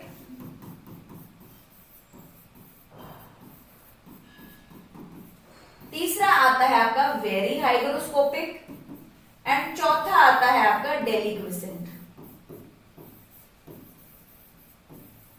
तो हमें इनकी लिमिट्स पता होनी बहुत जरूरी है। जैसे कि स्लाइटली हाइग्रोस्कोपिक में increase in the molecular weight was around greater than equal to 0.2% weight by weight, right? Increase in the molecular weight greater than equal to 0.2% weight by weight and less than 2% weight by weight। In conditions में जहाँ temperature आपका storage का 25 है 24 घंटे के लिए eight 80% are, specifically इस condition पे बता रहा है कि स्लाइटली हाइग्रोस्कोपिक आपका होगा जब increase in the weight is लगभग आपका less than greater than equal to 0.2% and less than 2%। ऐसे ही आपका हाइग्रोस्कोपिक में क्या रहेगा, आपका हाइग्रोस्कोपिक में रहेगा increase in the weight greater than equal to 2%, greater than equal to 0.2%, sorry 0.2% and less than 15% आपका रहेगा। वेरी हाइग्रोस्कोपिक में क्या रहेगा, वेरी हाइग्रोस्कोपिक में आपका 15% से भी ज्यादा रहेगा। और डेलिक्वेशन में क्या होगा, डेलिक्वेशन में तो अल्टीमेटली आपका लिक्विफाई ही हो चुका है, लगा लो, राइट। तो आपका स्लाइटली हाइग्रोस्कोपिक रहेगा जो कि क्वेश्चन में आपका पूछा गया है। वेरी हाइग्रोस्कोपिक रहेगा जब 15% की बात होगी, हाइग्रोस्कोपिक रहेगा तो लेस देन 15 लेकिन 0.2 से ज्यादा रहेगा, स्लाइटली हाइग्रोस्कोपिक में 0.2 से ज्यादा लेकिन 2% से कम रहेगा। तो इन गिवन कंडीशंस पे हमारा, क्योंकि वेरी हाइग्रोस्कोपिक था, अभी आपसे मैंने कहा कि 15% वेट बाय वेट आपका इंक्रीज इन दी वेट होगा। और अगर 0.2 एंड लेस देन 15 होता तो 0.2 एंड लेस देन 15 ये वाला आपका पहला हाइग्रोस्कोपिक हो जाता, राइट। जो डी वाला है 0.2 एंड लेस देन 2% ये आपका स्लाइटली हाइग्रोस्कोपिक हो जाता। तो ये बस लिमिट्स आपको दिखानी थी और आपका आंसर आपके सामने था। स्लाइटली हाइग्रोस्कोपिक देखो 0.2 से कम, 2 से आपका 0.2 से ज्यादा, 2 से कम, हाइग्रोस्कोपिक में 0.2 से ज्यादा, 15 से कम, वेरी हाइग्रोस्कोपिक में 15 से ज्यादा, डेलिक्वेशन में आपका छोड़ ही दो, ये तो बिल्कुल लिक्विफाई हो गया। लेकिन कंडीशंस बच्चे देख रहे हो, 25 डिग्री सेल्सियस स्टोरेज टेम्परेचर 24 घंटे के लिए और 80% आपकी RH होनी चाहिए, राइट। अब एक क्वेश्चन इसमें आपका बीच में रह गया था, ये वाला क्वेश्चन कहता है when 6 suppositories containing 20% of morphine hydrochloride in theobroma oil are to be prepared which of the following statement is correct. यहाँ पर आपको बोला गया है 20% of the morphine hydrochloride in the theobroma oil are to be prepared, which of the following statement is correct? Given displacement value यहाँ पर आपको 1.5 दी गई है। देखिएगा डिस्प्लेसमेंट वैल्यू दी किसकी हुई है? मॉर्फिन हाइड्रोक्लोराइड की डिस्प्लेसमेंट वैल्यू दी गई है। वेट ऑफ ईच सपोजिटरी आपको 1 ग्राम दिया गया। हालांकि आपने 6 बनाई कितनी है? आपने 6 सपोजिटरीज बनाई है। डेटा देखिए फटाफट पहले। तो इस क्वेश्चन को सॉल्व करने के लिए हमें सबसे सिंपलेस्ट तरीके से इसकी टर्मिनोलॉजीज को समझते हुए देख लेते हैं। कुछ इसमें कुछ ऐसा कुछ दिक्कत वाली बात नहीं है। सबसे पहले इसमें एक वर्ड यूज किया जा रहा है डिस्प्लेसमेंट वैल्यू। तो डिस्प्लेसमेंट वैल्यू के नाम से ही हमें समझ में आ जाना चाहिए डिस्प्लेस आपके जो सपोजिटरी बेस को कितनी क्वांटिटी ऑफ ड्रग जो है वो डिस्प्लेस कर रही है, उसे आप डिस्प्लेस्ड वैल्यू डिस्प्लेसमेंट वैल्यू कहते हैं। यानी कि कितनी ड्रग की क्वांटिटी सपोजिटरी बेस को डिस्प्लेस कर रही है। यहाँ पे गिवन है कि आपकी डिस्प्लेसमेंट वैल्यू मॉर्फिन हाइड्रोक्लोराइड की 1.5 है, आपको ये गिवन है। दूसरा आपको ये बता रखा है कि 20% ऑफ द मॉर्फिन हाइड्रोक्लोराइड आपने बनाया है। Which of the following statement is correct? जहां डिस्प्लेसमेंट वैल्यू इसकी 1.5 है, हर सपोजिटरी आपकी 1 ग्राम की है, यानी कि आपको 6 सपोजिटरी बनानी है। तो टोटल कितना हो गया आपका? 6 ग्राम हो गया। एक सपोजिटरी का वेट 1 ग्राम, टोटल बेस आपका 6 ग्राम लगेगा। इस 6 ग्राम में से 1.5 तो डिस्प्लेसमेंट वैल्यू आपकी सीधा है ही मॉर्फिन की, तो बाकी बची किसकी होगी? बाकी आपकी थियोब्रोमा की होगी। इसी वजह से ज्यादा थियोब्रोमा की होने की वजह से the displacement value of the theobroma is to be considered. आप इसको इस तरीके से भी समझ सकते हैं। डिस्प्लेसमेंट वैल्यू का फॉर्मूला क्या होता है? डिस्प्लेसमेंट वैल्यू का फॉर्मूला होता है DV which is displacement value is equals to n into D. N क्या होगा? नंबर ऑफ सपोजिटरीज हो जाएगा, और यहाँ पर डी क्या रहेगा? डी आपका नंबर ऑफ दी आपका वेट ऑफ द ड्रग हो जाएगा। एन आपका नंबर ऑफ सपोजिटरी हो जाएगा, डी आपका वेट ऑफ ड्रग हो जाएगा, right? Upon N into D upon N into B plus D minus W. N क्या था यहाँ पे? नंबर ऑफ सपोजिटरीज हो गया। डी क्या हो गया? वेट ऑफ द ड्रग हो गया। डी क्या हो गया आपका? Weight of the base. B क्या हो गया? Weight of the base, right? और ये डी क्या हो गया? ये आप देख चुके हैं। डब्ल्यू क्या हो गया? Total weight of the suppository. तो जब डिस्प्लेसमेंट वैल्यू जो आपने देखी कि 1.5 तो सीधा मॉर्फिन की है, मतलब कितना क्वांटिटी ऑफ ड्रग आपका डिस्प्लेस करती है आपके बेस को, उसे आप डिस्प्लेसमेंट वैल्यू कहते हैं। तो बाकी बची आपकी डिस्प्लेसमेंट वैल्यू इतनी ज्यादा जो थियोब्रोमा की रहेगी, that is to be considered. Okay, right? तो ये क्वेश्चन आपका बीच में रह गया था बच्चों। ऑप्शन डी आपका बिल्कुल करेक्ट है, राइट? चलिए, ये इसका एक्सप्लेनेशन जो कि अभी आपको मैंने प्रोवाइड कर दिया है। नेक्स्ट क्वेश्चन हम कर चुके हैं 43, I think 45th we have done. Yes, this hygroscopicity question that we have done, I hope you all have remembered the criteria as well for considering this slightly hygroscopic, hygroscopic, very hygroscopic and deliquescent. So thank you so much. We'll meet in the next session and the GPAT 2019 explanation. Right? आप लोग भी इन questions को cover कीजिए, साथ साथ जो explanations आपको मिलती हैं, साथ साथ यहाँ पर बुक्स के भी आपके प्रीव्यूज लगे हुए हैं। आपको पेज नंबर तक रेफरेंस का दिया गया है बुक्स का, कि आप वहां जाकर भी इनको चेक कर सकते हैं। तो thank you so much. We'll meet in the next class.